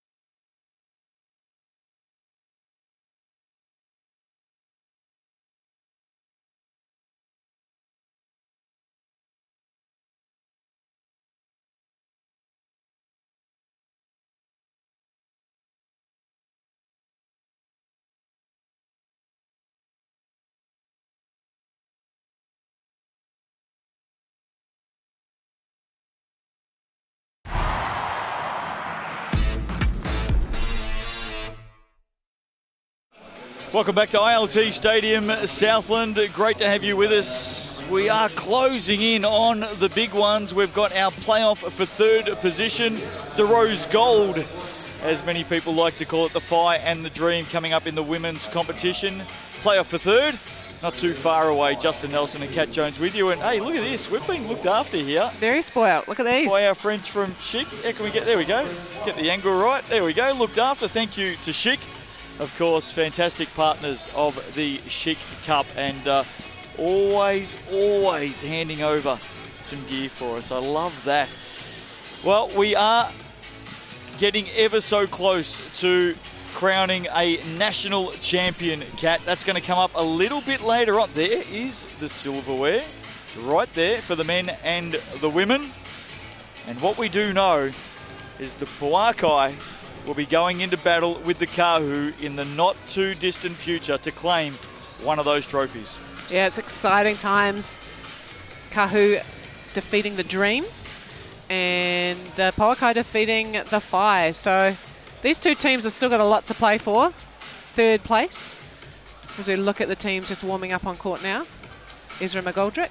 And if you haven't been watching the last hour and a half or so, the men's semi-finals have been run and won. Some exciting games. The Sharks over the Saints in an absolute thriller, as you would expect from those two. And then the Rams and Mid-City Magic, boy, did they turn it on as well. The Rams got through that one. So yeah, that was close, that game too. Playoff for third coming up after this. The Saints taking on Mid-City Magic. And then, of course, grand final championship decider a little bit later on tonight, right here on Sky Sport, between the Sharks and the Rams. An all South Island final. Look out. The hometown crowd in their orange, ready to support their men battle it out. There's the lineups for this third placed playoff coming up here in the women's competition. The Fi taking the Dream. Dom McBride, Blue Tuasui, Honey Cooney representing the Fi. Missy Nuku is obviously sidelined. She just ran past us a moment ago and confirmed that she'll have the feet up for this one. For the Dream, Darcy Finnegan, Sean Rabadi, Ezra McGoldrick and Tiana Clark. What are your thoughts, Kat, coming into this one? Again, I think the Fi just a little bit short-handed in their matchup, and they really struggled to get the ball through the hoop, only scoring 5 points against the Puakai. The Dream, I think they've probably got a little bit too much firepower for the Fi, but you never know. If Dominique McBride can get hot and start nailing 2-pointers, it's anyone's game. And I know you're not going to like me putting you on the spot here, but have you got a leaning one way or the other? Oh, have a look at that crew. Looking a little bit depressed that they're not in this matchup right now, or maybe in the final. What about the young lady up there resting the chin on the hand there? Maya Jones. She's had a busy week. Yeah, she has indeed. Now, don't want to put you on the spot. Yep. A feeling at the moment ahead of the championship decider coming up a little bit later on? Oh, gosh. I Kahu, think Puakai? Yeah, Puakai look to be the team to beat on paper, but the way Kahu are playing right now, and they've already had the win against the Puakai earlier on, so I really hate to say, but I mean, Puakai going in favourites, I think, but Kahu, the way they're playing, I think I'm going to go with my heart, I'm going to go Puakai, but Kahu will be there to make that untrue, I am sure. I wonder if that'll change between now and tip-off to that game. There's the Dream Team. What a great name. Sure is. McGoldrick, Finnegan, Rabadi and Clark. They're taking on the Fi, of course. There's Missy Nuku, number 9.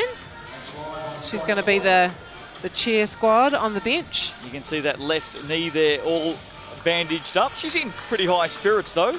Yeah, she sure is. I think she was tempted to play earlier on, but I think sense prevailed a little bit there. We're hearing a meniscus injury. Yeah, potentially. I think that's what the initial early diagnosis is. Always smiling, Missy Nuku. Underway! Oh, what a start that. for Missy Nuku's team. The Fi get the opening 2 points in this third placed playoff. courtesy of Blue Tuasui. Here she goes again. Maybe 2 from 2. Oh, look at that. Same spot, same result.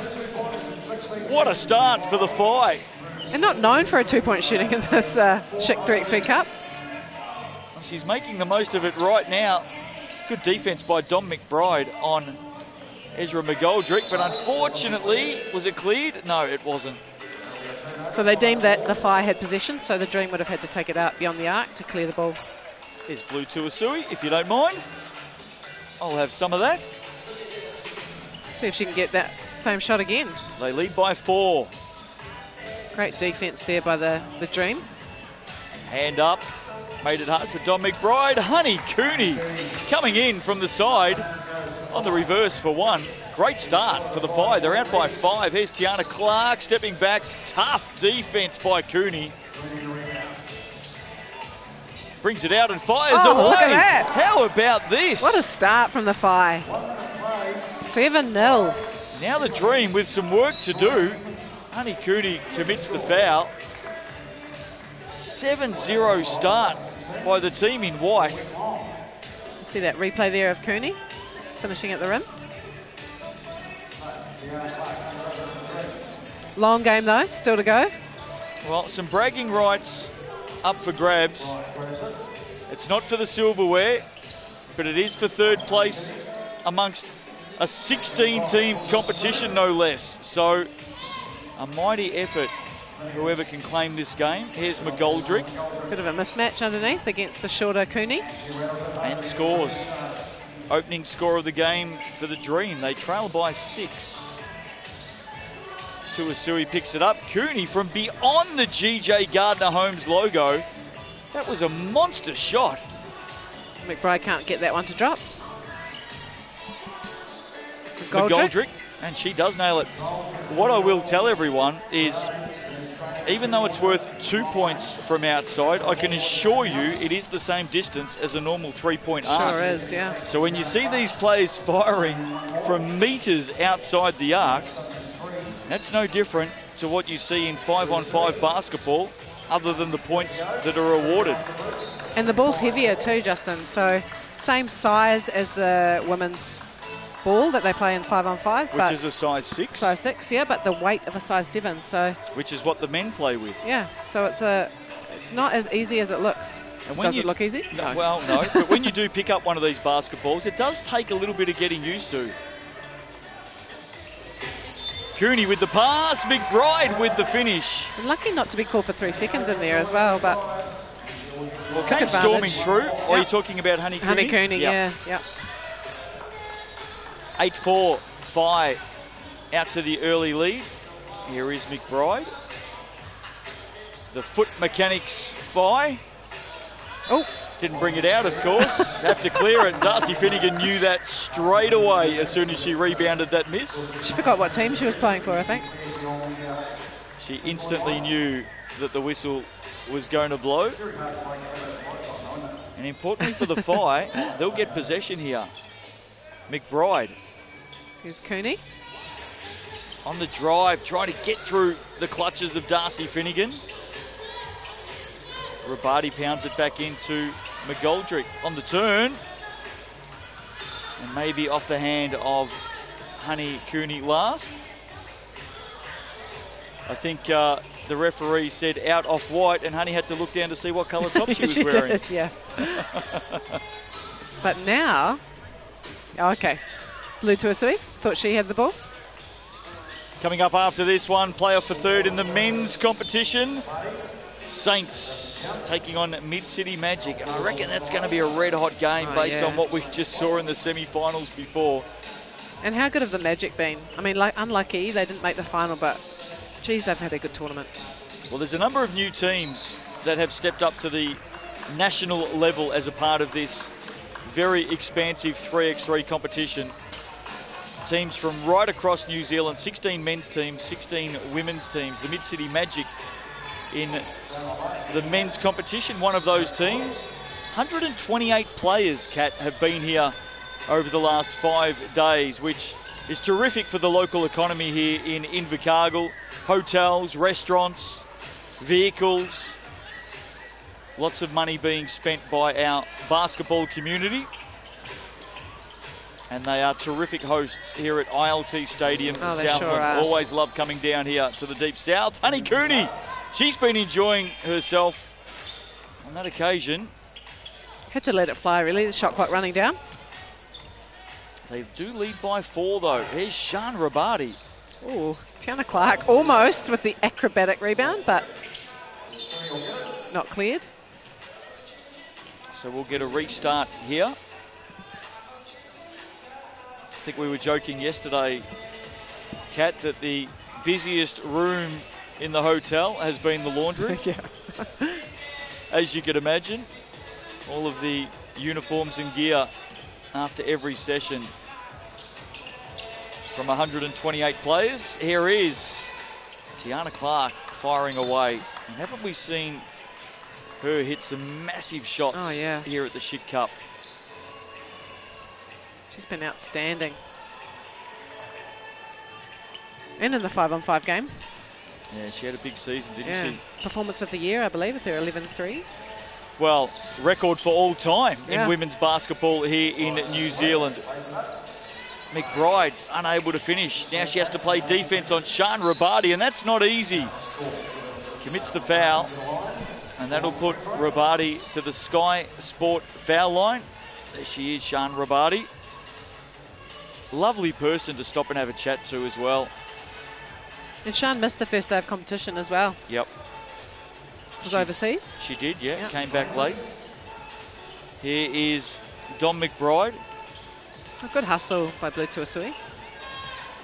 Actually, and not just to single out Sean Rabati, I must say, in all of our interviews on air with the women here in Invercargill at the Schick Cup, and also the conversations we've had around the breakfast tables in the morning at the accommodation and before games, after games, just been terrific. Yeah, some really great role models in the women's game. Oh, how about that? Honey Cooney. Sweet shot from Honey. That was great. Here's Rabati going to work on Tuasui. Ooh, Tiana Clark. Just about hits the cameraman. There she is, bringing herself back onto the floor. So nearly midway through this one, the Phi, at the moment, holding a narrow advantage as both of these teams playing for a third place finish here at the Schick Cup. Bit of an arm wrestle too after a hot shooting start. Oh, big block by McBride. Clark keeps it alive, but only as far as Cooney.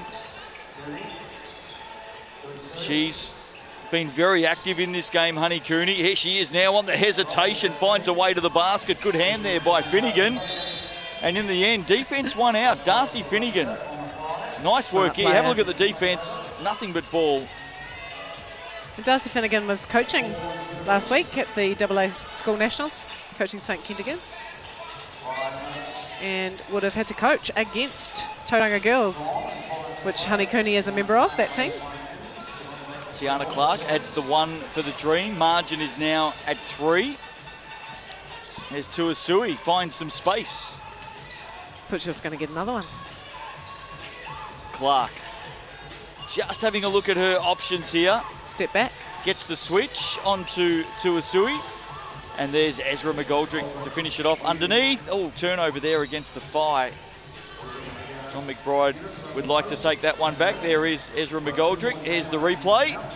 Big rebound and put back by the Dream forward. A tough matchup too for Blue Tuasui. Speaking of which. Yeah. Long arms. Great footwork. While we were taking a break in commentary and James Lisserman and Nick Bewley were looking after proceedings as McBride gets to the hoop. Was hearing from a number of people. Oh, Finnegan with the big 2 overseas who are watching in on the FIBA YouTube channel. So we hope you're well, no matter where you are watching around the world, whether it be here in New Zealand on Sky Sport, the home of hoops, or globally taking in all of the action from the Schick Cup through the FIBA YouTube channel. Good morning, good evening, good afternoon. Yes. Oh, Hot pass there from Cooney, catches the shoulder of McGoldrick. And just in those moments when we were saying hello to everybody, Kat, the Dream have hit the lead. They're out by 1. A couple of key plays from McGoldrick, defensively and offensively. That'd be big. It is big. Dom McBride, if you don't mind, From the fires car park. away from the Schick logo. Fire out by 1. McGoldrick looks to respond. Loose Good hustle ball. play. Oh, Rabati, that is just strength. Oh, Did I just see the floor wiper? Did I see that yeah, wrong? you did. Oh, and he goes again. I wonder if we picked that up. I did see it. Getting some cheers from the crowd. Yeah. The floor wiper has literally just done a somersault. We're going to time out here. We'll see if we can get this young man on screen. Not sure if we got a replay of that. That was quite impressive. Thought I was seeing something. Well, I did see something quite out of the ordinary. Oh, now he's doing cartwheels. He's over the back there.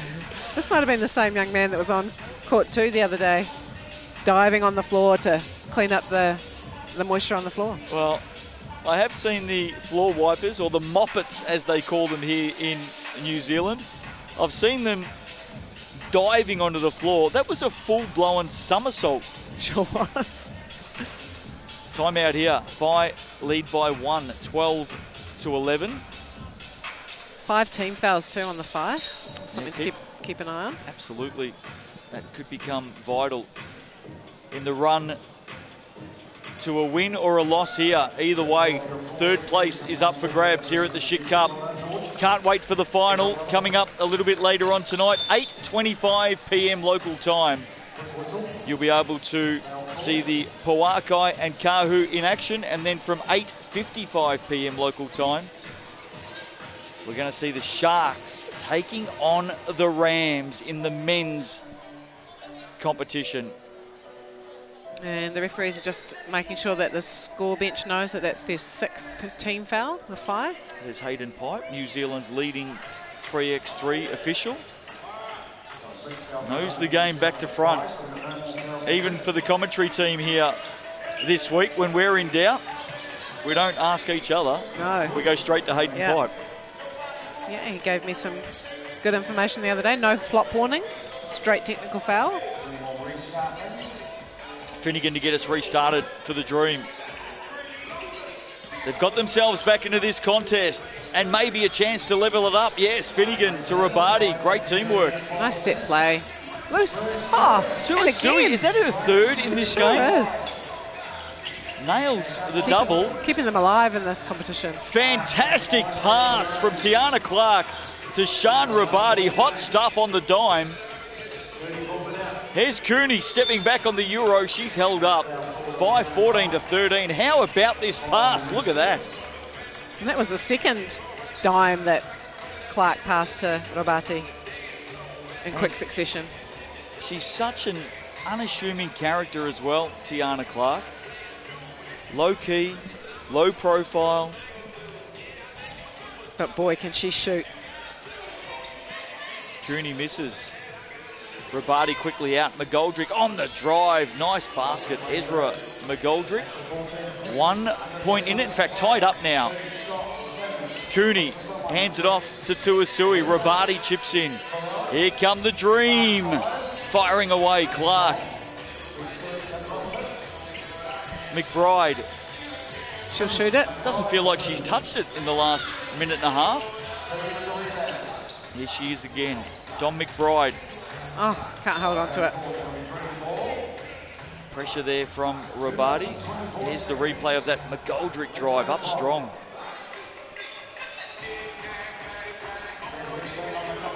See Finnegan enter the court again while Sean Rabati takes a break. This is officially game 173 of the 2022 Schick 3x3 Cup. Proudly presented, of course, by the TAB, GJ Gardner Homes, ILT Stadium, and many, many other partners. Hope you've been enjoying it. We are officially at the business end. Tiana Clark knows it as well. Great shot. Hand down, man down again. She is up for the bragging rights of third position. McBride with the miss. They will get it back though, the Phi. Dream lead by 2. Have a look at this. Splash. There's no hesitation about Tiana Clark. She's enjoyed a number of international trips in 2022 representing the 3x3 Tall Ferns. Star of the game. And you've seen exactly why so far here tonight. Finnegan, slick pass inside for Abadi, just missed the mark. Right idea. There it is, not too far away. Shan knew the opportunity went begging there. 1:43 left in the game. Oh, hard screen there. Tuasui just ran straight into a brick wall. Picked up by the officials. 6th foul for, or 6 on the Phi, 3rd for the Dream. Shot clock at 6 here. Why not? Tuasui has to go. And the Dream lead by 2 inside the last 90 seconds. GJ Gardner-Holmes logo. Bangs it in. Caught fire. McBride got caught on the hand on that shot. That went without a whistle.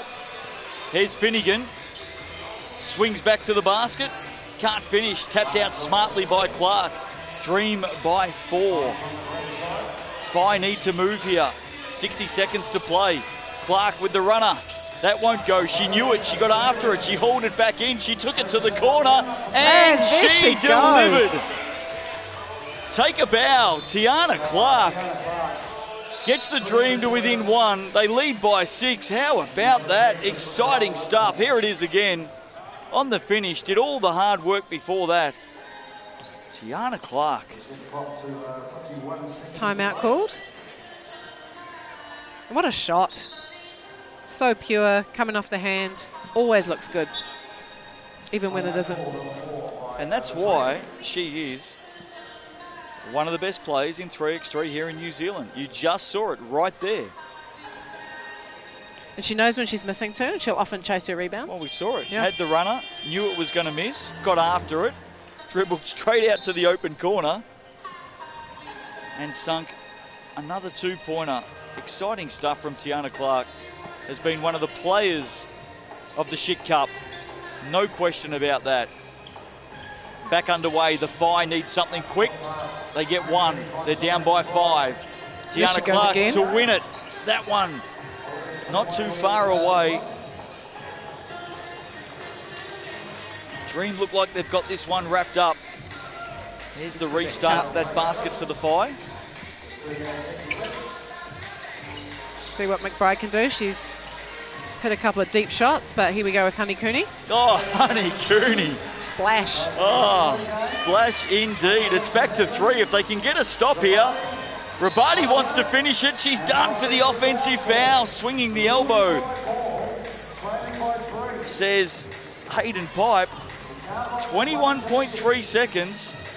5 possession, and Kat Jones, this one is not over. It is not. And the 5 done well. They're on their last foul too.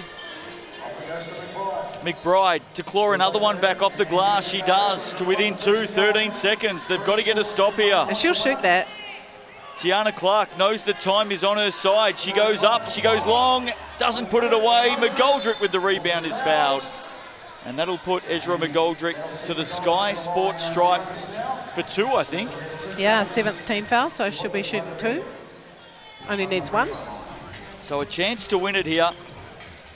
And for the Dream to finish in 3rd position. Misses the first. Well, this becomes interesting. Let's see what she can do here with the second. This to win it. For the Dream. Misses the second, gets it back.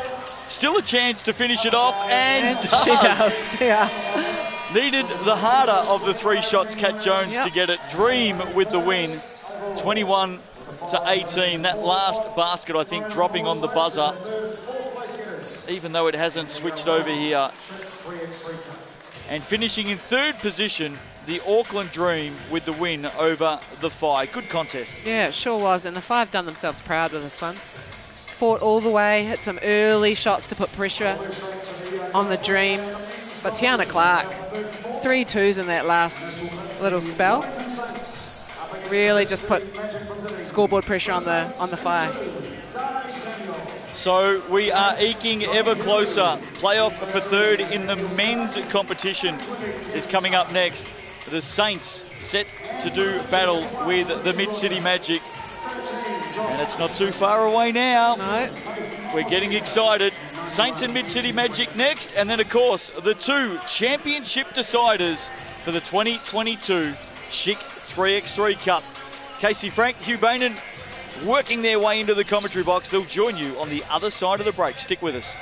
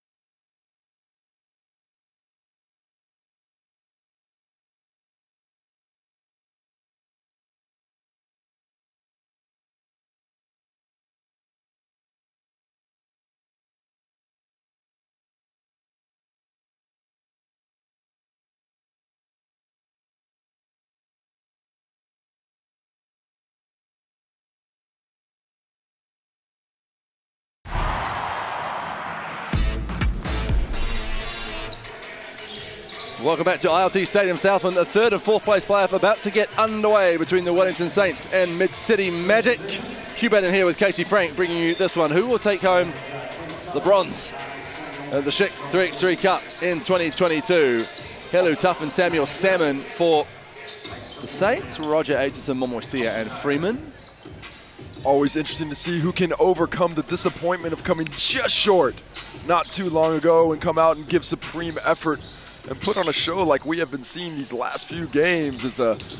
Maybe they're not playing for titles, but they're playing for some highlight reel activity. Both lost close ones in the semi-final.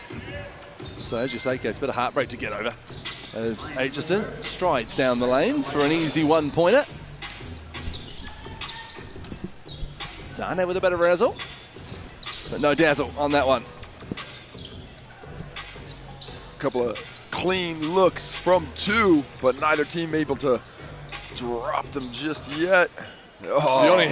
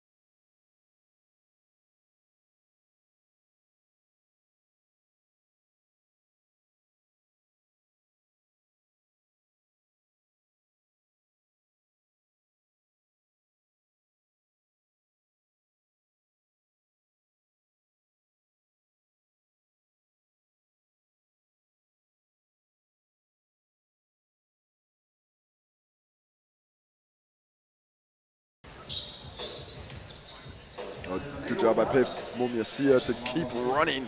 And Aitchison eventually finds him. Kalu leaves it a little bit short. 9-8, the Saints lead the Magic. Make it 10-8. And that was off the offensive rebound. No possession to the Magic, so it stays. And Josh Aitchison retakes the lead, or sorry, ties it up 10-10. Richie Roger with the steal and Aitchison with the easy one. Good cut by Aitchison. Sione Hulu tries to answer with 2 to retake the lead, and he almost does. One more time, though. Let it fly twice from the same spot. Surely. One more see it.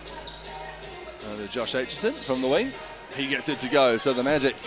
Asking himself, where was that in the semi? I can see the question he is asking. Why didn't that happen 20 minutes ago? Hello, crossover, spin, everything but the finish. Roger. He had a couple in the semi, and he hits one here in the 3rd and 4th place playoff. Starting to stretch out the lead. Does Donnie Samuel have an answer? Or is he going to go with a little razzle-dazzle? The step back. Gets it to go. Doesn't need a razzle, just needs a dazzle of a 2. Richie Roger fires back with 2 of his own, and the Magic making pretty quick work of this one. There are a few open looks as the defensive intensity has dropped a wee bit from the semifinals. In the men's? In the men's, certainly. Sorry, not the women's at all. That was a dogfight. They were going for it. Fantastic performance there by Tiana Clark. Late in that one. Putting on a show themselves. And this is a show, but this one seems to be more of a curtain raiser, I think. Freeman putting up a 2. Gets nothing on that one. As we see some of the players on the baseline. Punishment sub for benching after the air ball. It's standard. I think they should make it a new rule in 3x3. Well, it pretty much is an unwritten one. Almost every player in the competition has been doing it.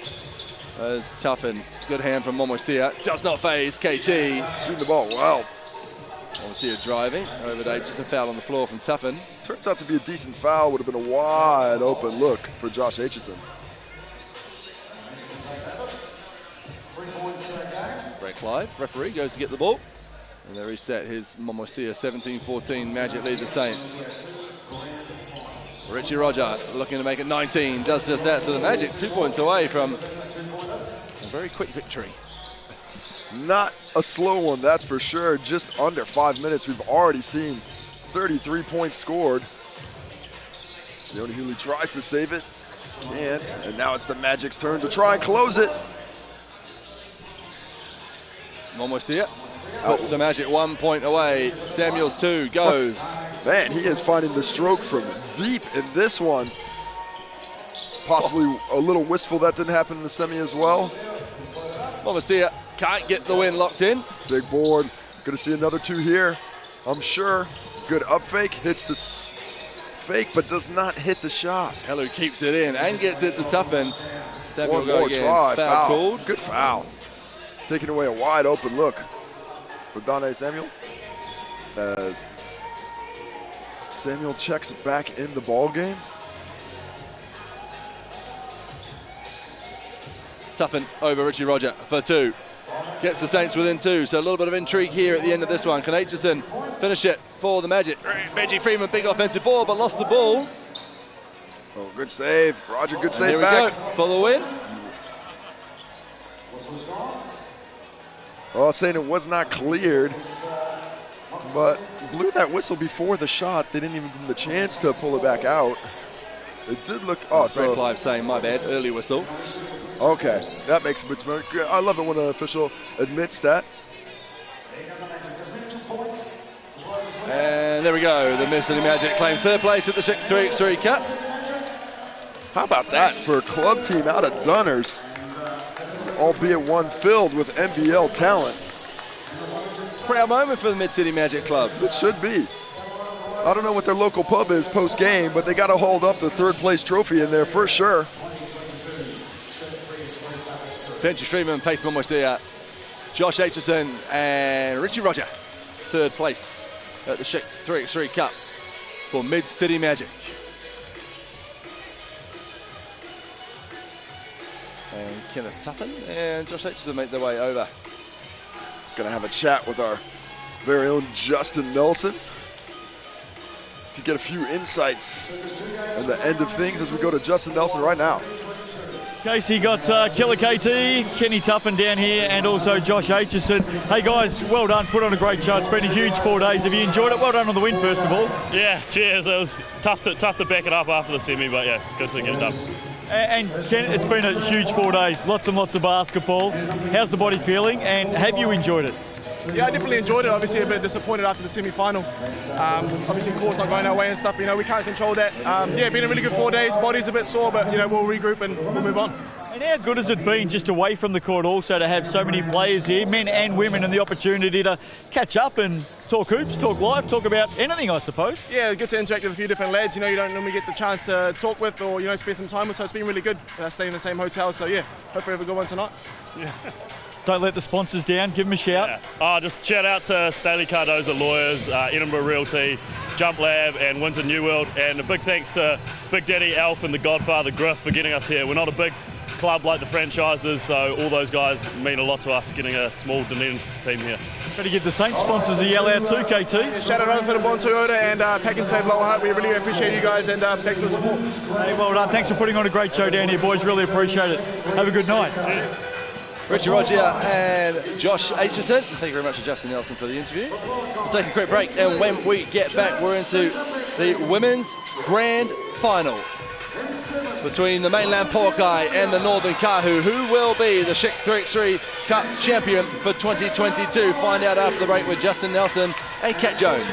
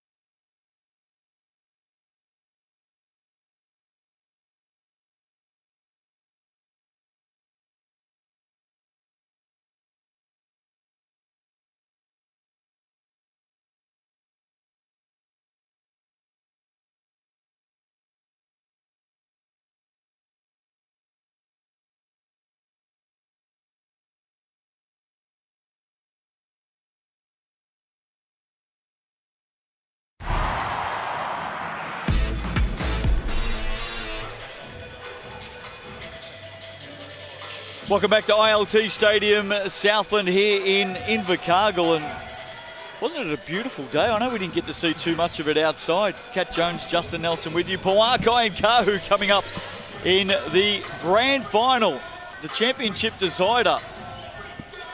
Beautiful day here in Invercargill today. Some of the fans in the stands ready to go for this one as the two teams warm up in front of us. Can't believe we're finally here. I know. It's been a long 4 days, but geez, it's gone so quickly. Here's the lineups. Mainland Pauakai, Tessa Boagni, Alafortu, Jacinta Beckley and Rosie Samia.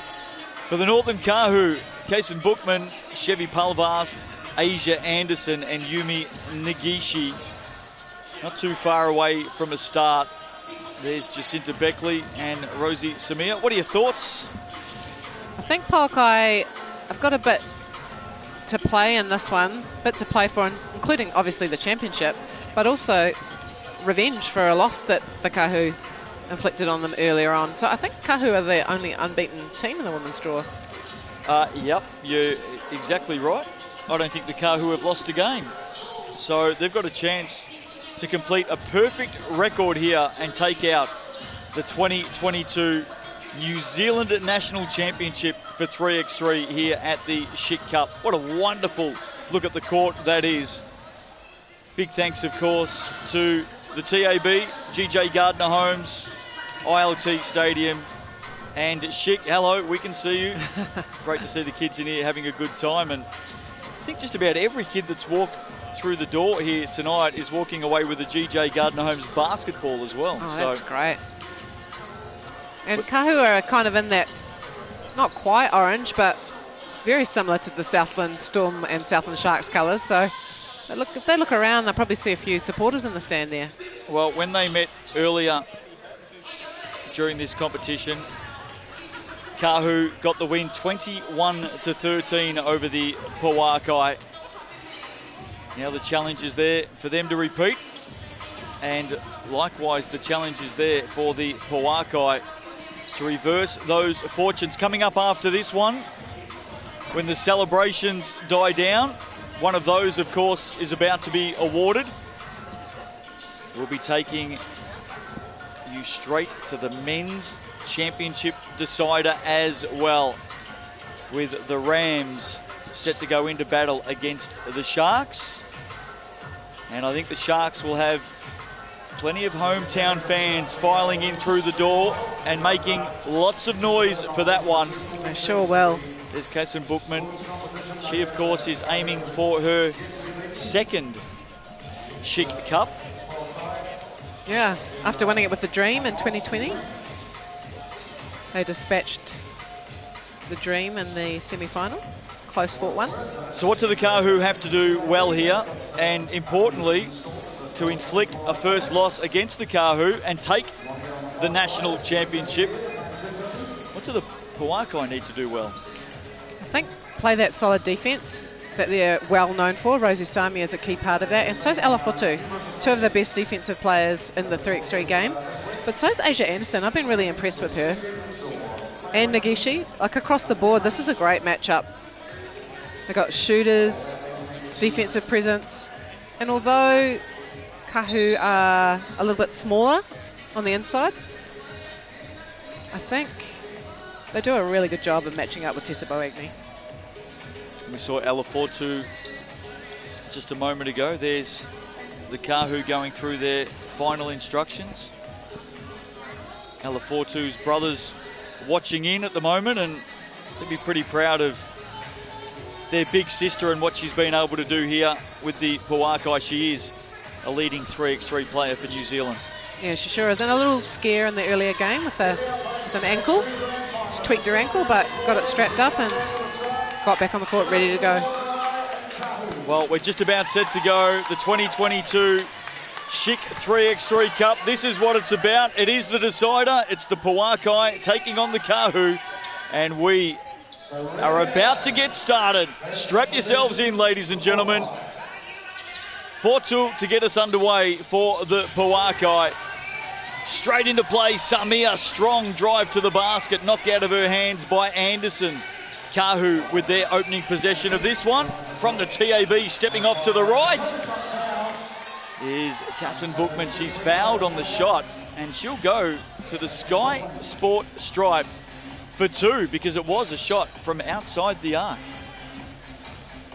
Just a smart player, Casson. She's got a lot of experience, obviously playing 3x3 and 5-on-5 in the former iteration of the league, 18 and 18. Puts the first one away, and the second. They are the opening points of this 3x3 national decider. Beckley, nice little jumper, gets it to go. The Pauakai, their nerves settle as they get their first point of the game. Oh, great cut by Asia Anderson. See that defensive pressure, but she's equal to the task.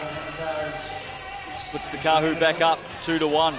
Chevy Palvast all over Jacinta Beckley. Good pass inside, well taken by Boagni. Now, whose foot has that come off? Nobody's claiming it. I think it's going to be a Pauakai ball, though, out of that. It will be. Oh, Chevy Palvast quickly changes subs. She sits at the same time as Tessa. Here's 4-2. Oh, quick feet, straight to the basket on the attack. And she converts. So two apiece. Basket for basket early in this championship game. Anderson. She's annoyed at herself for missing that one. 4-2, slick pass. Oh, Samia just couldn't get a handle on it. Chance goes wanting for the Pauakai. There it is. I think she was shooting it before she caught it. Early stages of this one, Kahu by 1, Palvast and Boagni. Oh, coming in from nowhere. Bookman trying to put it back. Slick pass, Boagni for the run of Beckley. Good finish too. Tied up again. There's Palvast inside. You spoke before about the family connection, Palvast and Boagni. As Beckley drains the big double. Tell us more about that. So half sisters. So Chevy and Tessa, same dad, Kerry Boagni. As she nails a shot, Shavana Palvas. Nails her shot and slides across the floor at the same time. Bookman for 2. All of a sudden, things starting to open right up in this one. Oh, in and out for Beckley. Kahu by 2. Nagishi. Bookman here. Boagni in front of her, likes the matchup, fires away. It's a miss. Good hands there by Boagni. She'll launch. She will, and she'll make. How about this? All tied up. Great final, as we expect. Shot clock counting down. Nagishi had to fire away from the Schick logo. Pauakai with the chance now to go ahead. Boagni dumps it off to Samia. Bookman with the block back out. Beckley will fire. And she will hit. Sends a lot of support for the Pauakai. Both teams shooting the lights out to start this championship game here at the Schick Cup. And again, another basket for the Kahu. Palvast brings it back to within 1. Boagni likes the matchup here. Drops it in over the top of Nagishi. They're out by 2. Nagishi looks to respond and does. Just uses great body control there to get free, but here's the other mismatch again. Going to work. Tessa Boagni for the Pauakai. They're out by 2 again. 11-9. The way we're going, time won't be a factor. Here's the sisters. First to 21. Palvast had the chance there to tie it up. Beckley has been active, steps through the gap. And there's been quite a passage of play without any stoppages, so just like that. Yeah, wrapped up. Good work by Rosie Samia. Here's the Schick replay. Hands on the ball. And the jump ball goes to the defence that affected it. So it does. Samia wins one for her team. Pauakai out by 2. Kahu yet to lose a game through the Schick Cup. Oh, Bookman getting up big and strong. How about that? That is pure commitment. And athleticism. Anderson on 4-2. Tough shot. Doesn't get the roll. Boagni out. 4-2 now. Mismatch underneath. Game's gone up a level. 4-2. Fouled on the way to the hoop. She's off to the Sky Sport foul line. Schick replay. There's the foul. Asia Anderson down over the arm of this lady right here. Alafortu. Pauakai up and about. Here we go. Out by 3. And Beckley shading Kason Bookman. So the Kahu now with the job ahead of them.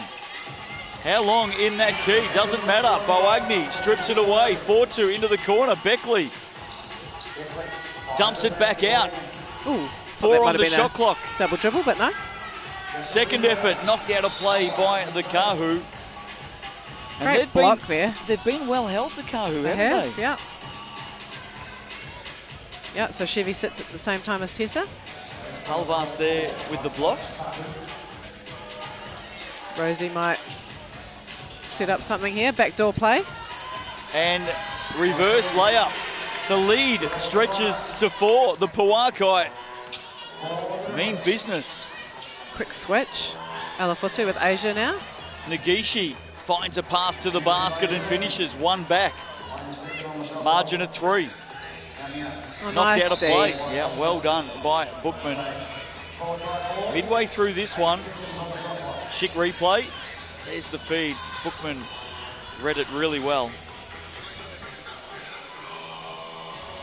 Yeah, so Palvast and Boagni met at a Tall Ferns camp, I believe, for the first time. Knew of each other, but that was the first time they'd actually met each other and it represented wasn't, it New actually Zealand. wasn't that long ago, was it? No.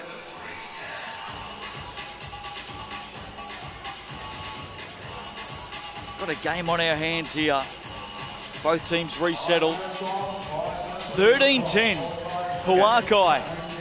Silverware is just sitting off to the side of the court. Both of these teams can see it every time the games stop. Too long in the key. Chevy Palvast has to give it up. Great defensive set there by the Pauakai, in particular Alafotu. Kahu got the win 21-13 when they met earlier through this competition. Kahu yet to lose a game on the drive again. Alafotu. How many times have we seen her do that over the last 4 days? Scott Asia Anderson to bite on the fake. Palvast can't convert.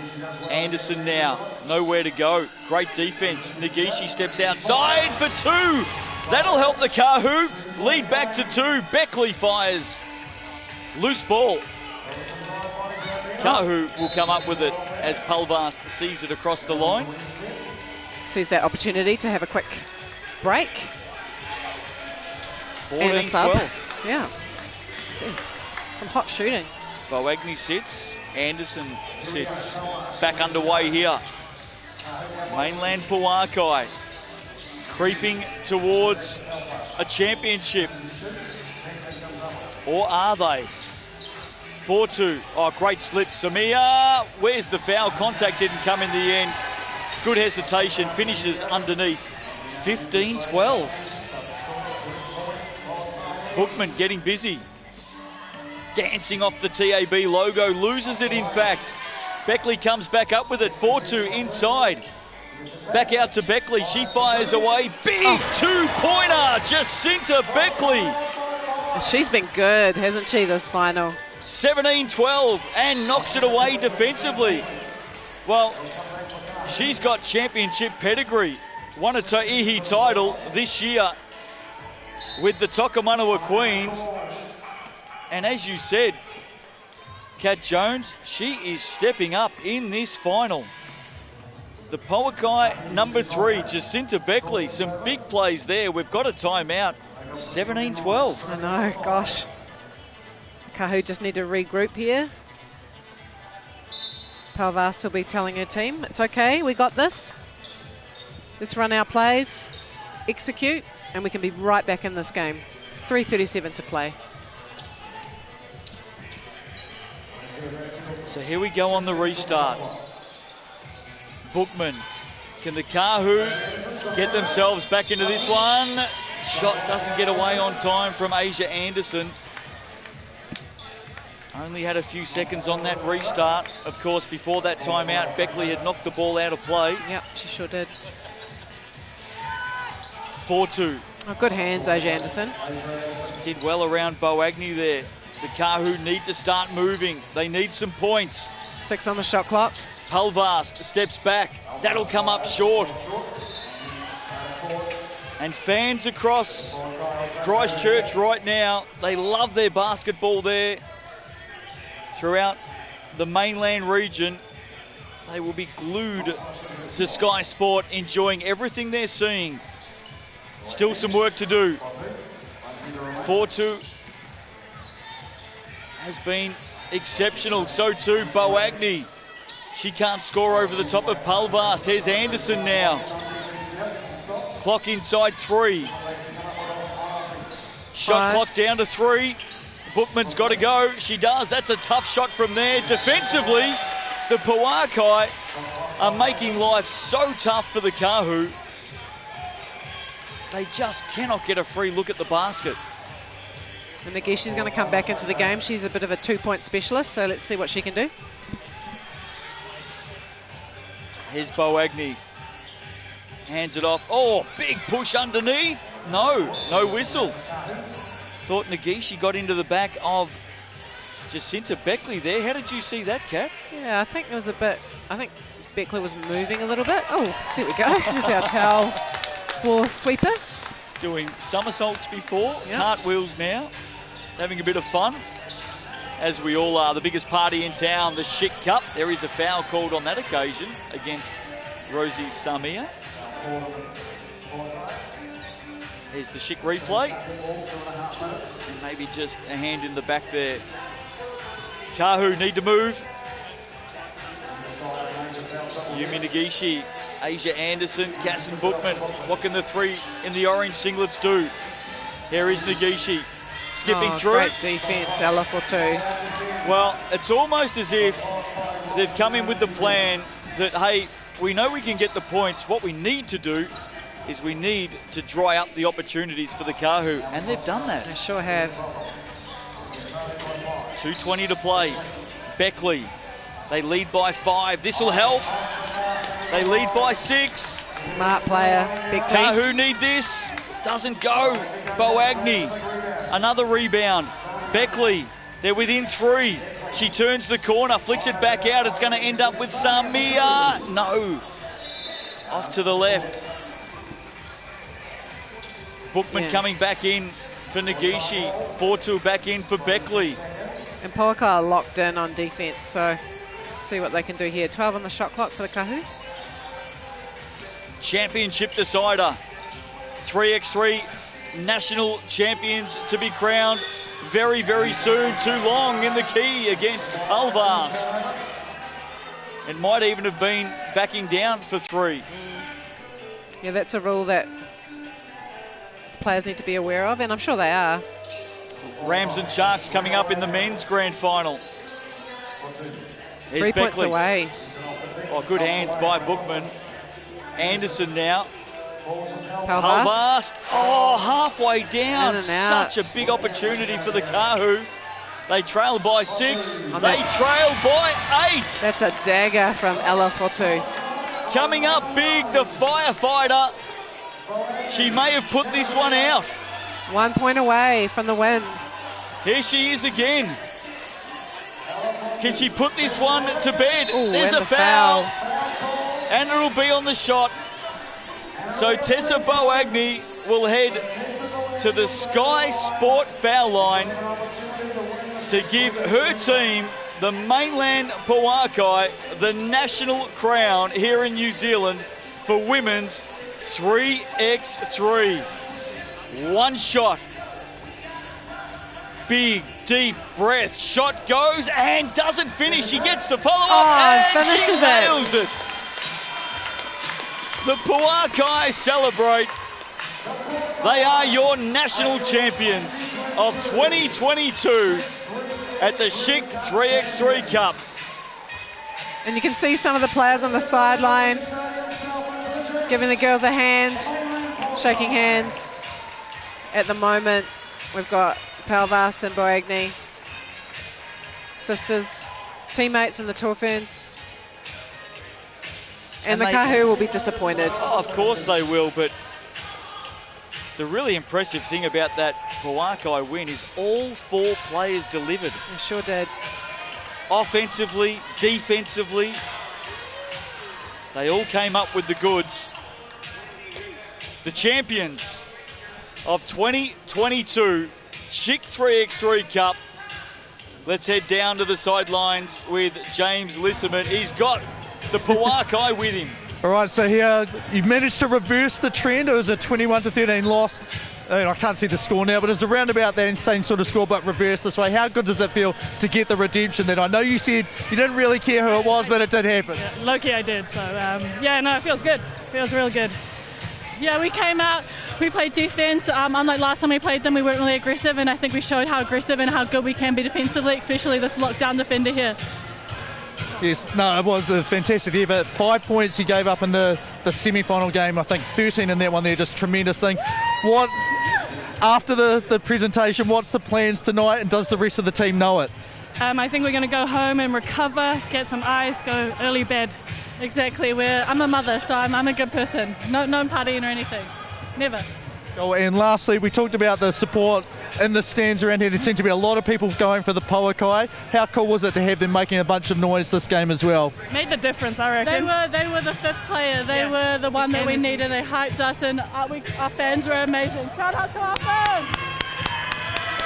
And these guys. And they're wicked. They're amazing. Excellent. Thank you very much. Enjoy the celebrations, and we'll send it back soon. Wonderful stuff there. Tessa Boagni and Ella Fortu. And let's not forget Rosie Samia and Jacinta Beckley. In fact, they are courtside right now with James Lisserman. Let's head down and have a chat with Jacinta and Rosie Samia. Right, so we're following up with the second two Pauakai players. So just because we can't really easily fit 4 people into talk, that's the only thing. But how cool was that to reverse what happened the first time you played the Kahu? Oh, so good, honestly. Like, just a redemption game is always the best when you come back with the dub, so really good. And Jacinta didn't play for the Pauakai during the Tauihi League, made the right choice though here for the 3x3 Schick Cup though. Yeah. Oh yeah, I'm just grateful to have an opportunity to play with these guys. They're all awesome players, so it felt really good out there. It felt like we've been playing together for a while, so can't ask for anything better than that, really. And I know it's been 4 days. It hasn't been easy. It's been, I think, 12 games in total. No, I can't remember how many. Yeah, it is 12 games. 12 games for each team. 176 overall played. How does the body feel? But would you like to come back whenever it's played again next time? Oh, 100%. I love this game, especially 3-on-3. Bodies are definitely tired going into day 4, and 3 games a day is a lot for the body. But yeah, loving it. Yeah, recovery is key. We've been doing ice baths all week, eating good, so it's just the little things that are going to get you to the end and come out on top. And I know what plans are next, like in a couple of days, but just to share them with other people, Rosie, not a huge amount of time to celebrate? Not really. Yeah, lots of recovery, I think. Maybe not too much of a late night tonight, but yeah, back in Christchurch next week for a week of recovery, and then off again with the Lincoln team to Turkey. So it should be a whole lot of fun. Congratulations on the win, a fantastic tournament, and what a way to finish it as well. So enjoy the rest of the night. Thanks very much, James, and well done to Jacinta and Rosie Samia, and of course Tessa Boagni and Ella Fortu. They are about to get underway with the presentations here. They are the national champions of 2022 here at the Schick Cup. What a win. Excellent stuff. And I just love the fact that Tessa's playing it all down. Quiet night coming up. And there she goes, going and celebrating with the fan club. Well, we need to get them back out on the court so we can get our presentations underway. Tessa Boagni there, and Jacinta Beckley has won 2 national titles this year here in New Zealand. Outstanding player. And didn't they put it all together in the final against the Kahu? They just had no answers, really. Looks like we're just about set to go with the presentations here at ILT Stadium, Southland. Official presentation here for the Schick 3x3 Cup for women after an outstanding final and an outstanding 4 days. I'm joined here by the Chief Executive of Basketball New Zealand, Dylan Boucher, who will hand out this silverware very shortly to our champions, the mainland Pauakai. Before we start, just want to say a massive thank you to our outstanding group of supporters and sponsors who have helped us over the course of these last 4 days, most notably the team from Schick, who of course are naming rights partner of the Schick 3x3 Cup, GJ Gardner Homes, Sky Sport, ILT Stadium South, and our wonderful host, TAB, Moulton, R-Line, Monster Vision, Basketball New Zealand, and also the Southland Basketball Association. What we'll do firstly is ask on behalf of the runners-up, Kahu, their captain, Shavana Palvas, to come forward and say a few words.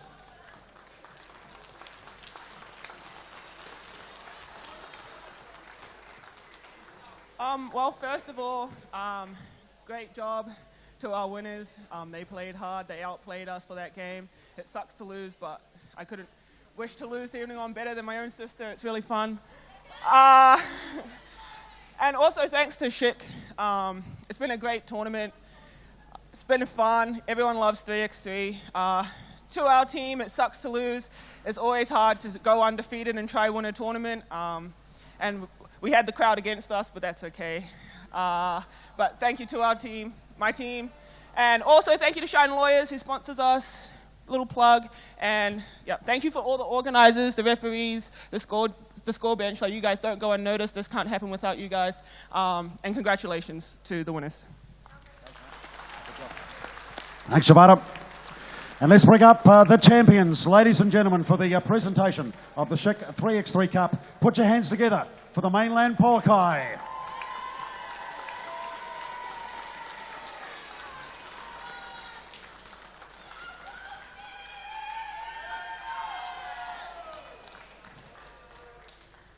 Thank you. First of all, just on behalf of us and all the players, I want to thank Basketball New Zealand, Sky Sport, GJ Gardner, Schick, ILT Stadium, everyone in Invercargill, all the volunteers, the refs, everyone that made this possible. Thank you so much. A big round of applause for them.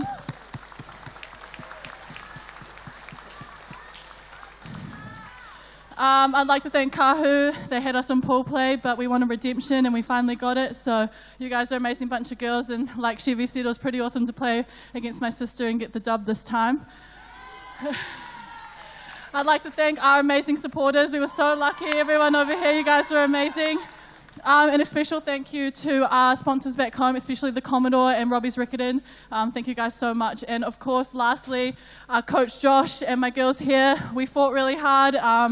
We picked it up even when we lost a couple of games, and we finally got the championship. So thank you, everyone. Thank you.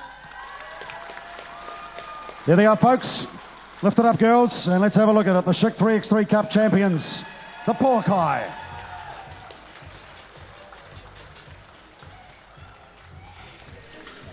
Oh, there it is. The mainland Paukai have taken out the 2022 crown, and boy, aren't they happy about that, and as they should be. Congratulations. Kat Jones, been a huge tournament, a massive 4 days, 175 games down. There's still one to go, but right now it's all about the mainland Paukai and these 4 wonderfully talented ladies. Sure is. And to be fair, I think they were the hot team going into this Schick Cup. When I saw the rosters, I thought they were a definite chance for a win, so well done. Congratulations to the mainland Paukai. And as we bid farewell to the women's competition for 2022, well done to the other 15 teams as well. For sure. The Kahu made it all the way through unbeaten, bar that very last game. The Paukai, the Schick 3x3 Cup champions for 2022. So there you go. On we move to the last game of this enormous competition.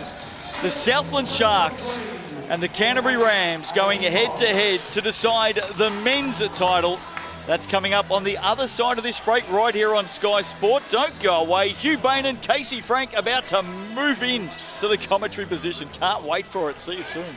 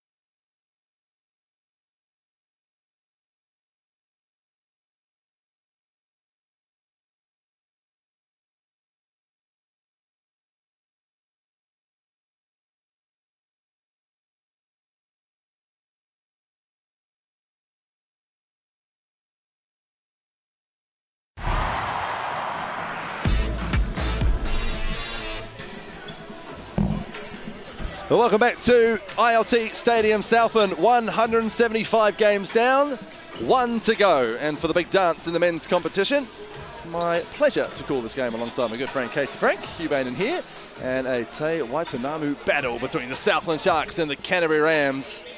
The Rams looking to make it a 1-2 for the Rams Paukai organisation. And will the Sharks, the hometown heroes, spoil the party? Tough one to pick, Case. That is the question coming into this. Of course, Christchurch will already be happy bringing 1 silverware home. Do they want to bring 2? Is there room? I'm sure they can make it if there isn't. But the Southland Sharks team has always found a way to dig deep despite being down. And I think you don't have to go any further than that semifinal when they were down and out, done and dusted before a foul call and the great streak shooter Alonzo Burton hitting some clutch free throws to get that victory. Of course, the Rams had a similar path to the final in that semi. They were down pretty big early, but As mentioned earlier in the broadcast, they use their strategy to perfection. They like to really conserve energy and fouls early, so they have those to use at the end if they needed, and it worked exactly how they had laid it out. Now these two teams meet here in the final, seeing how much they got left in the tank, and really who wants it more and who's going to execute better to receive it. Some key matchups to look at.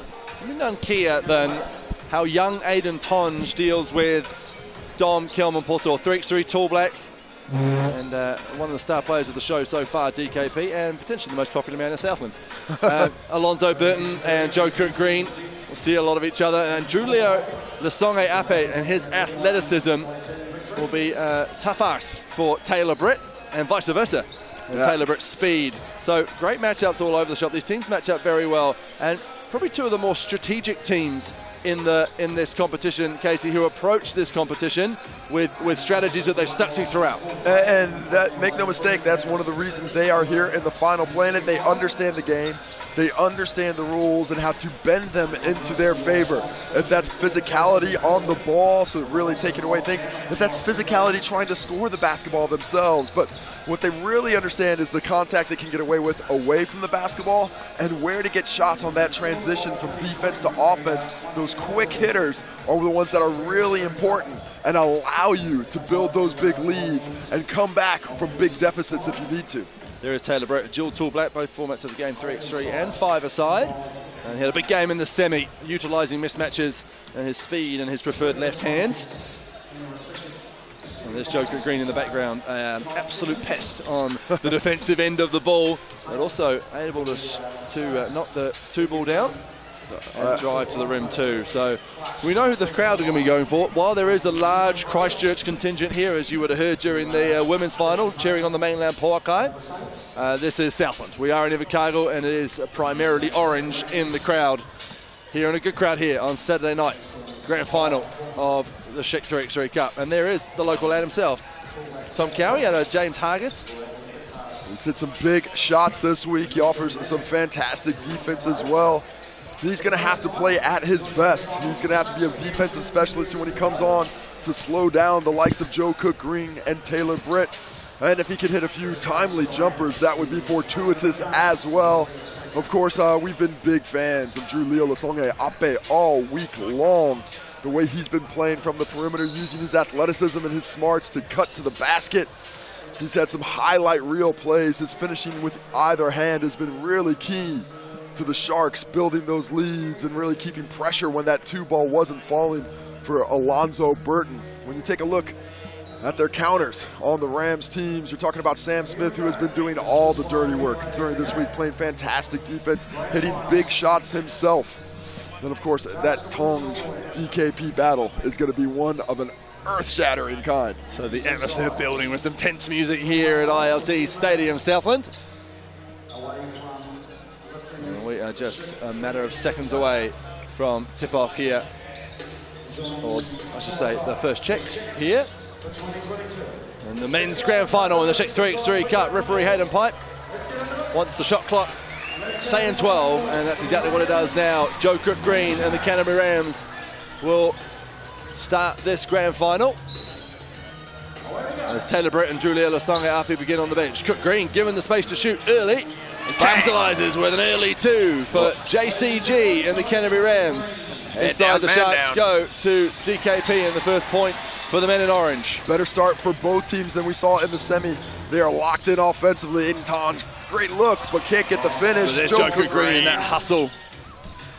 Oh, that's a contested two from JCG. How about that? 2 from 2. Bang, bang from Joe to start the grand final. What a start for Joe Cook-Green, finding the length from deep early in this one, and that's such a boon to your offensive confidence when you can get that early start and that early lead right back into the post for the Sharks. Kelman-Porto looking to cross up Tonge. 2 seconds left on the clock. He doesn't know it. He's got to put it up to DKP, and shot clock violation from the Southland Sharks. Well, in the first battle, Aiden Tonge comes out with the win there when they were really standing back to back, not like the first pass where they got caught in the front and they went for the lob.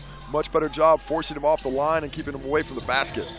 So the barbecues direct. Canterbury Rams with an early 5-point lead, and what a pass from Sam Smith. Well done, ran that play to perfection as DKP dominates the glass once again. Sam Smith in trouble down here. Burton, step back, 2-ball, hand there from Aiden Tonge. I think that may have been a foul on the shooter. Gets away with it. Burton trying to move Tonge out the way down low. Smith. Oh, good contest by Alonzo Burton. Let's see who that foul is on. DKP apparently. I think he extended his arm on that rebound, and I don't think there's a lot in it from his end, but you know, he's about 120, and so Sam Smith went straight to the ground. So that's 120 kgs, not years in age. Yeah. Much younger than that. Smith round the back.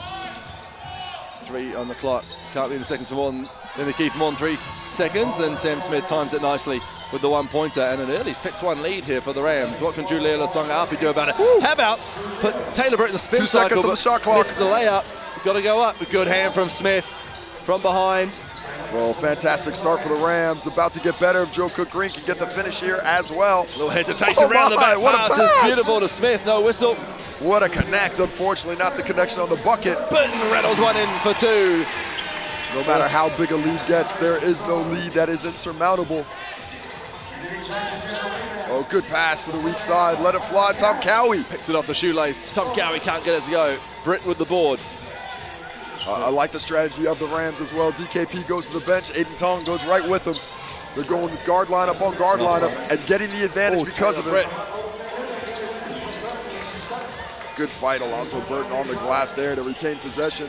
Oh, what a move, creating space. Oh, good defense from Joe Cook Green. Better offense from Julia Lasonga-Api. Hey, great D, better offense. What a move by the young player. Cook Green started the game with 2 2-pointers, looking for the teardrop floater, and he gets it to drop. He is putting it together. 5 points for him already as Taylor Britt. Deliberate foul from Taylor Britt as he wanted to take a seat and bring Aiden Tonge into the game. Alongside him comes Dominique Kellerman-Porto. Looking for a rest, and right in with him comes Aiden Tonge, knowing that he's got to take that matchup with DKP. 2-ball from Lasonga-Api. Nice foul called on Tonge. DKP is going to have to own that matchup inside to help reduce this deficit. Nice job of fighting off the box out, getting to outside of his cylinder to retain that offensive rebound. A lot of space on this side of the court to get to the cup.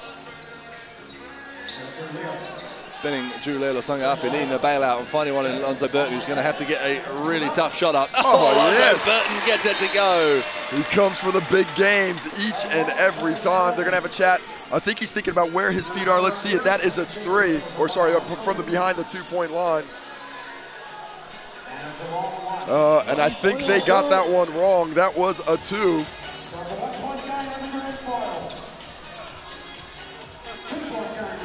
But unfortunately not one that a call that goes the Sharks' way. They will have to make up with it, some grit on defense. Oh, there's Joe Cook Green. Nice pass from Tonge. So 8-5. They're executing really well. The offense is doing all the work for the Rams right now, creating wide open looks on the perimeter, and the screen and slip is getting a lot of work and creating great looks right at the basket. Cowie for 2. Can't get it to go. Who comes down with that one? Britt does. 8-5, the Kennedy Rams lead here. Spinning right into Tom Cowie. Good defense, strong defense from young TC. He fires it over to Lasonga-Api. 4 on the shot clock for Drew Leo. Step back, right out in front. Can't get it to go. Nice footwork to get that space off. Decent look, just doesn't get it to drop. Rams got a chance to come back, and once again, pass from Britt. The backdoor cut. The offense is doing the work. A little ghost screen coming through, but he's always looking for the slip. He's not really trying to get Aiden Tong that catch up high. He really wants that cut to the basket, and he did it exactly as that. Makes the free throw, does Sam Smith. Back inside to DKP, they go. They've got a weight room. Sam Smith's good hand, but Kelman Porto scampers after it. Turnaround jumper. Britt with the board. Oh, foul on DKP. Frustration foul there from Dom Kelman Porto. Well, I think it was more of a foul because he knew Sam Smith had great position. He was stuck on the outside. He tried to just shed him. But Sam Smith, man, he does not mind putting his body on the line regardless of who his opponent is. He's gotten under the skin of a team or two this weekend, looking like he might do it in the final as well. Britt sizes up the man in front of him. You know what? Just drops a little one-pointer over the top of him. Taylor Britt. Such a skilled player. You want to do it now. Britt in the post on DKP. Look at the strength of the young fella. And there's the foul from Taylor Britt. We know the Rams don't like to burn their fouls too early in the game, and that one worthwhile, just the third in 4 minutes of action. 3 fouls on both teams. And currently a healthy 5-point lead for the Rams. Alonzo Burton back into the game. If there's a man on the Shark team who can erase that lead, it's Zoe. As Cowie step back, 2-ball, high arcing. Challenge. Nice challenge by Tong on the switch. Getting right in there to get his hand just before the ball. Cook Green, contested 2, can't get it to go. Kelman Porto gets the rebound. Here's Burton. Driving, spinning. Good defense. Sam Smith. Good Alonzo work. Burton sticks with it and gets the 1-pointer. Work rate. Alonzo Burton. Foul called on the Sharks. 4th team foul on them. You see a dribble out. DKP with a bit of a grab.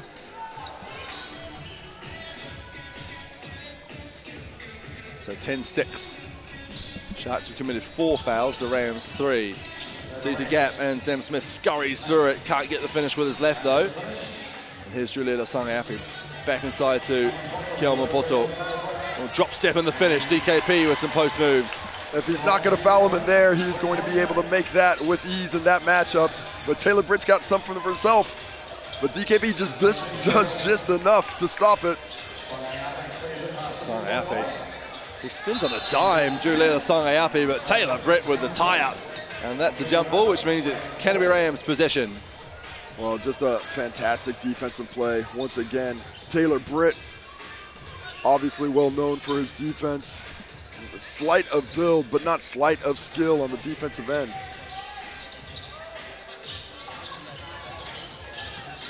Smith going to work on Tom Cowie, and that's Tom Cowie burning a foul on the floor. 5th one for the Sharks. Got to be a little bit careful. Then these are 2 players that would be pretty familiar with each other. Played together in the Showdown a few years ago. Former teammates with the Canterbury Rams.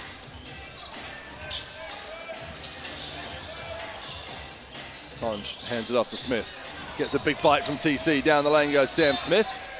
Out of bounds it goes. It will still be Rams possession. Excellent hand by Alonzo Burton. Sam Smith brought it down just a little bit low, opening the door as he was trying to avoid Lasangayapi on one side, open it up to Burton on the other. Tonge. Cook Green goes around the Tonge screen and puts up the 2. He's going to keep it in bounds. He does. Fires it down to Aiden Tonge. Oh, Burton with a good contest, but Tonge fights through it for the 1-pointer. Here's Lasangayapi, gets a bit of a run up. Bounces off Sam Smith and finishes. Strong move. Way to take that contact while still fully balanced before he shoots the shot. Cook Green. Driving high as you can get off the backboard. A little too high in the end for Joe Cook Green. Well, as if he I goes out of saw bounds. Julia Lasangayapi coming to contest my shot, I'd be throwing it pretty high too. Yeah. I'd be trying to get it up as high as possible. He got up on that contest, forced Sam Smith to go outside of his comfort zone. Lasangayapi just from mid-range. Can't get it to go. And a foul there, Tonge on Kelman Porto. We had that talk earlier in between games. Not a fan of the early mid-range jump shot. If it's not a 2, it's not an open 3 early, then work it a little bit more to try and find a higher quality, higher percentage attempt there. Or one that might draw a foul. But I guess fortuitously, they did draw a foul on the rebound. DKP One thing you should be aware of if you're a Shark is DKP on the glass. If he's there, you got a pretty good chance at the make. Lasangayapi spinning and somehow keeping control of that. Getting pumped up. I like the fire. It is ignited. Oh, the switch here. DKP, how can he do? One-on-one. Too fast. Taylor Britt. turnover. Julia Lasangayapi didn't see that coming. Britt might make them pay to the tune of 2 points. Not this time. Oh, fortuitous bounce off the rim for the Sharks. Kelman Porto firing it over to Tom Cowie. 2-ball doesn't go. Joker Green repositions well. There's Cowie to bite. Oh, great stop of kick with the foot rather, by Dom Kelman Porto. 9-12 the score. The Rams up, seemingly in control with 3:28 to go. 5 fouls to 4, Sharks and Rams. As we've got a little bit of a wet ball right now, trying to dry it off. It's dried off, and we see the check. 3:28 to go. Rams 12, Sharks 9. Grand final of the Schick 3x3 Cup in 2022. A tournament 2.5 years in the making. Good, strong. Push Cook off Green the from the line. wing. Rebound, Kelman Porto. I really like the Sharks' patience here. They were in a bit of trouble. That should be Sharks' ball. Orange ball is the call from referee Hamish Dale and Hayden Pike. I believe that is the correct call. Knocked out as Sam Smith was trying to pressure and pest around DKP. The party atmosphere here at ILT Stadium, Southland, as basketball's biggest party comes to a climax right here in the men's. Mainland Porkeye, the winners in the women. Can the Canterbury Rams join their sisters as champions, or will the Southland Sharks at the hometown crowd go home happy? Aiden Tonge makes it a 4-point lead for the Rams. They're playing really nicely together. Nice drop off by Sam Smith there, and Tonge uses his athletic build to get right through. Lesonge Ape for that finish with the left. Kilmapoto clears the way for Lesonge Ape, but he can't get it through to go. Another foul this time. Another foul on Aiden Tonge, who's battling hard with Big Dominique. Well, Dom Kilmapoto is doing some damage on the offensive glass. He is controlling the boards right now. That is really keeping them in it and keeping them in that foul count as well. He has drawn, I think, all 5 fouls in this game. Tonge read that pass from Alonzo Burton well. Yeah, not a great decision, unfortunately, for Alonzo Burton. Cook Green under duress. Can't get it to go. He's got a shooter in the corner. Burton rides it up from 2-point land. Twine for Alonzo Burton. Good recognition by those two players. First in the pass, and then Zoe Burton to set himself up for the catch and shoot. Cook Green, 2 on him. Fires from the baseline mid-range. I like that by the Sharks, just to leave Tongue outside for the shot. Well, Kilmapoto and Alonzo Burton are really starting to combine. That called a foul on the floor. But not too bad a break for the Sharks. From now on, they will be shooting 2 free throws. 6th foul on the Rams. The Sharks still have 1 to give, and a timeout, I believe, to the Sharks. Rams called this one. Rams, sorry. As they want to discuss now, I think, mostly how they're going to work on the fouls. They have to understand they cannot give up fouls anymore. They're better off giving up layups to DKP in the post, and better off not working too hard all those screens off ball. The Sharks right now, they should feel in a pretty good position, but they too have to be careful with that fouling game.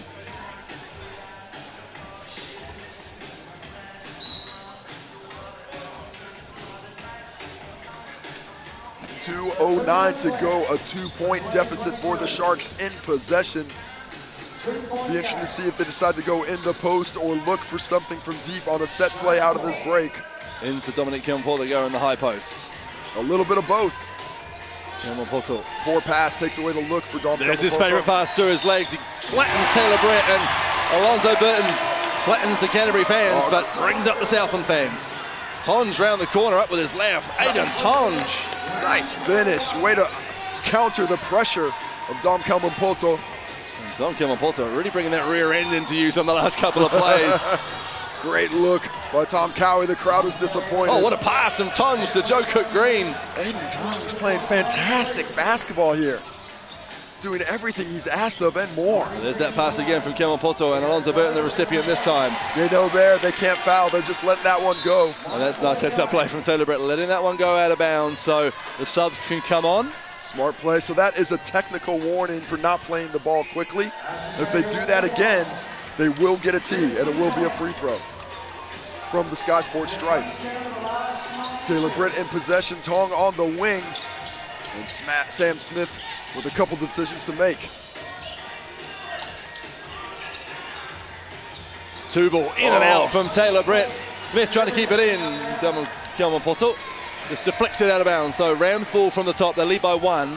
Great work off the ball. 69 seconds to go in the grand final. By Sam Smith. Look at that fight. Fights off the box out of Zoe Burton. Snatches out of the hands of Dom Kilmapoto, which is not an easy task. Cook Green, Drew Leo with a great contest. Kilmapoto gets the rebound. Hasn't been cleared yet. Now it has. Lesonge Ape goes around the Kilmapoto screen. Might drop it off to the big man. Tonge. Had the layup. He wanted to take that 3-shooter outside. Instead the layup, and it's good. Kilmapoto can't get it to go. He'll go again. Blocked by Tonge. 3rd time's a charm for DKP. What a matchup tied up with 40 seconds to go. Who wants it? Aiden Tonge wants it. How about the game young Aiden Tonge is happening? Oh, that could be 3 seconds. They don't call it. Sam Smith can't get it. Sharks ball. Lesonge Ape. 30 seconds on the clock. Grand final. coming down to a thrilling finish, 15 apiece. Lasore Api gives the Sharks a 1 point lead, and that is going to be a technical warning.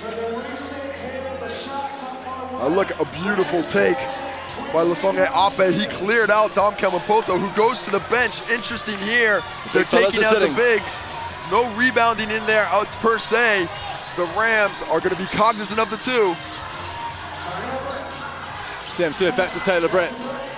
Goes to work on the one, up with his preferred left, can't get it to go. Smith just keeps it into Britt. On the baseline, 10 seconds left. I'm putting Dom Kamampoto back in the game right now. Great timeout by the Sharks, and an excellent time to draw out your strategy. Remember, the Rams cannot foul. It will be 2 free throws. From this point on, the Sharks still have a foul to give. If they miss a shot, they should foul nearly immediately to reset possession and take away easy ones. That should be the strategy.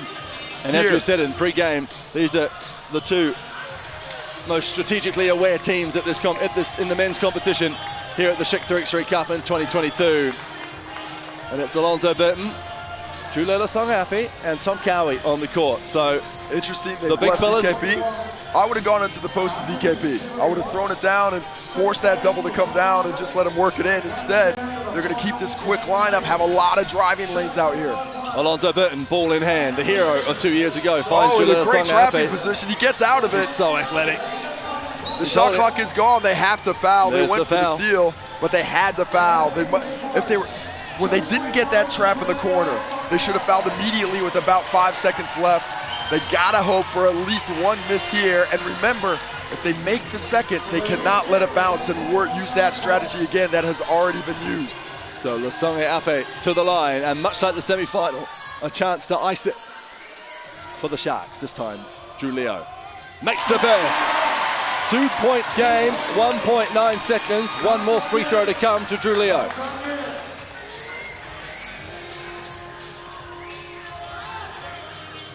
He makes them both. It was his 21st birthday yesterday. It's a foul. Foul on Lasore Ape. Was it called? No, it was not. Game over. Champions. The Southland Sharks are your 2022 Schick 3x3 Cup champions. They go back-to-back in their hometown in the Shark Tank. It is an orange night again at the Schick 3x3 Cup.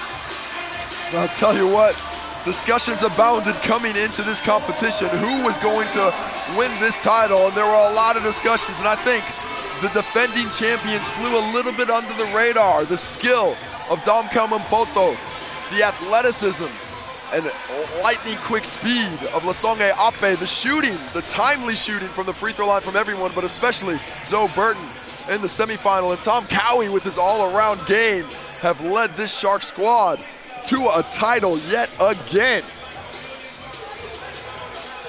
And Tom Cowie, who wasn't a part of the team 2 years ago, neither was Julia Lasore Ape. And you see General Manager of the Southland Sharks, Jill Bolger, out there getting a sweaty hug from Dominique Kamampoto. This is what the work's for when you're in the administration of a basketball team.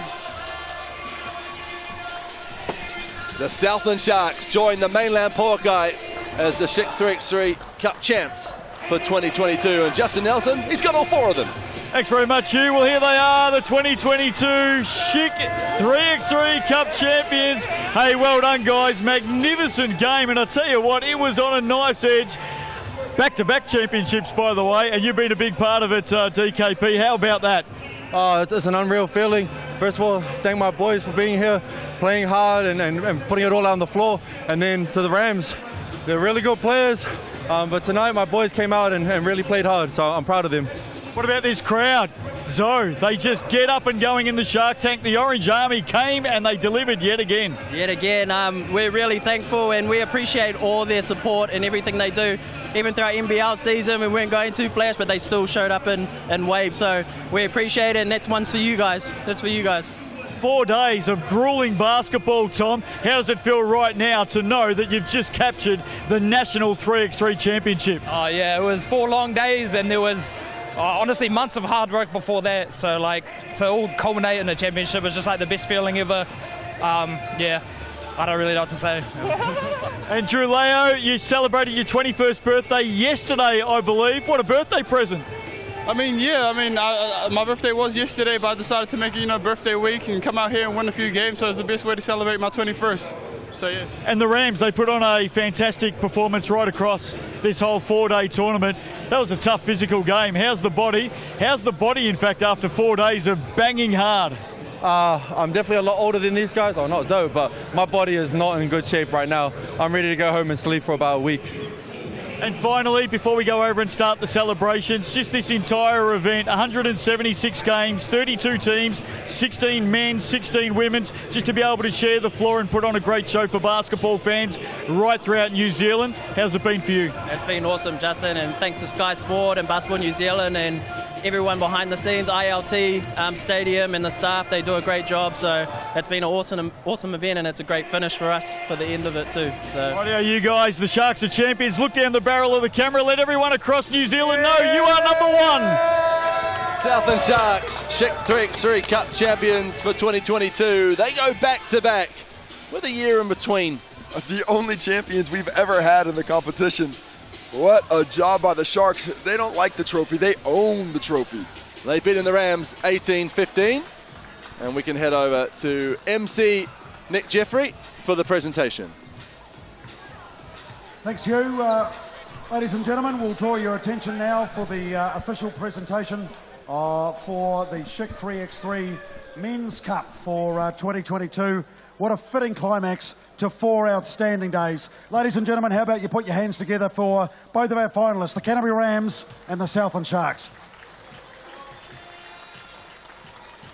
We also want to send a special thanks on behalf of the basketball community to the team at Basketball New Zealand, who have done an outstanding job in terms of running this one behind the scenes. This wonderful venue, it's worked faultlessly as well all week long, ILT Stadium Southland, and the incredible volunteers from a Southland basketball point of view who have done such sterling work. So please, while we're at it, let's give a round of applause for all of the crew that have made this week possible. But there can be only one winner, and let's bring out now the captain of the runners-up on behalf of the Canterbury Rams to say a few words. Please put your hands together for Aidan Tonge.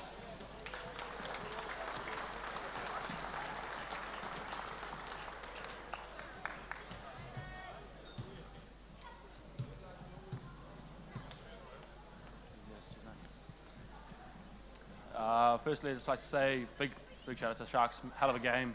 All you boys complement each other really well and just a great fundamental team.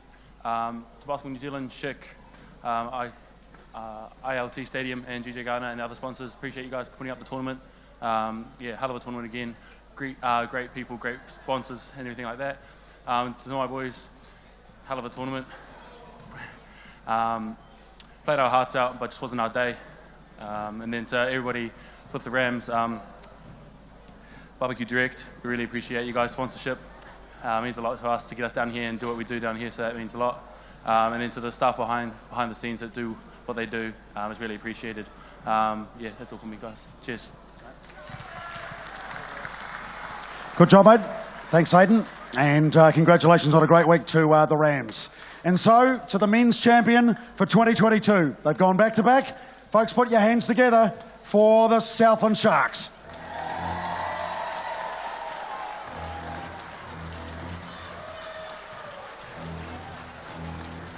Dom Kalman-Poto, Alonso Burton, Tom Cowie and Drew Leo Lasongayapi. And Chance is going to lift the Schick 3x3 Cup.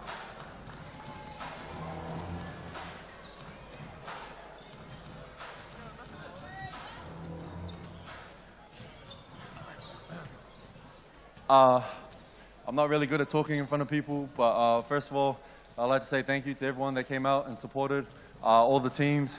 Shout out to the Rams. Great guys, great work ethic, and shout out to my guys for playing hard. 4 days, 3 games a day pretty much, so I know we're all probably going to sleep for the next week. Shout out to all the sponsors, BB&Z, Sky. Thank you, everyone, and we're just happy to bring the chip home again. So shout out to Southland. Ladies and gentlemen, your 2022 men's champion, the Southland Sharks. So the Southland Sharks, proud in orange, and young Chance Kelman-Portal, star of the show, as he should be. I'll tell you what, I saw a pretty special moment right after DKP. They were interviewing with Justin. His son dropped down and ran over to some other kids, gave some high fives and pointed to his dad and said, "Hey, that's my dad." What a moment for a proud father. Get a title in front of his son. It's really fun to watch. Back to back as Jill Bolger celebrates with her team. Congratulations to the Southland Sharks and the Canterbury Rams, who put in a great tournament. Casey, they were disciplined. They were tacticians. They played some great basketball. They really did. They were the last undefeated side on the men's side. And much like the last undefeated side on the women's side, they fell in the final. Fantastic performances, not just by the two champions and the two runners-up, but by all our teams. We really appreciate the dedication to the craft of basketball and giving up their bodies for this week coming down to test themselves in the 3x3 format. The Southland Sharks are back-to-back champs. The mainland Pouakai are the 2022 women's champs, and they start to dance with each other on court, which is great to see. Good fun for young and old here at the Schick 3x3 Cup. 63 hours of 3x3 coverage live on Sky Sport over the last 4 days. It has been our pleasure to bring it your way, in your homes, in your living rooms, on your phones. From Casey Frank, James Lisserman, Nick Bewley, Kat Jones, Justin Nelson and myself, Hugh Bainen. We bid you farewell from the Schick 3x3 Cup in 2022. We'll do it all again next year live on the home of sport, Sky Sport.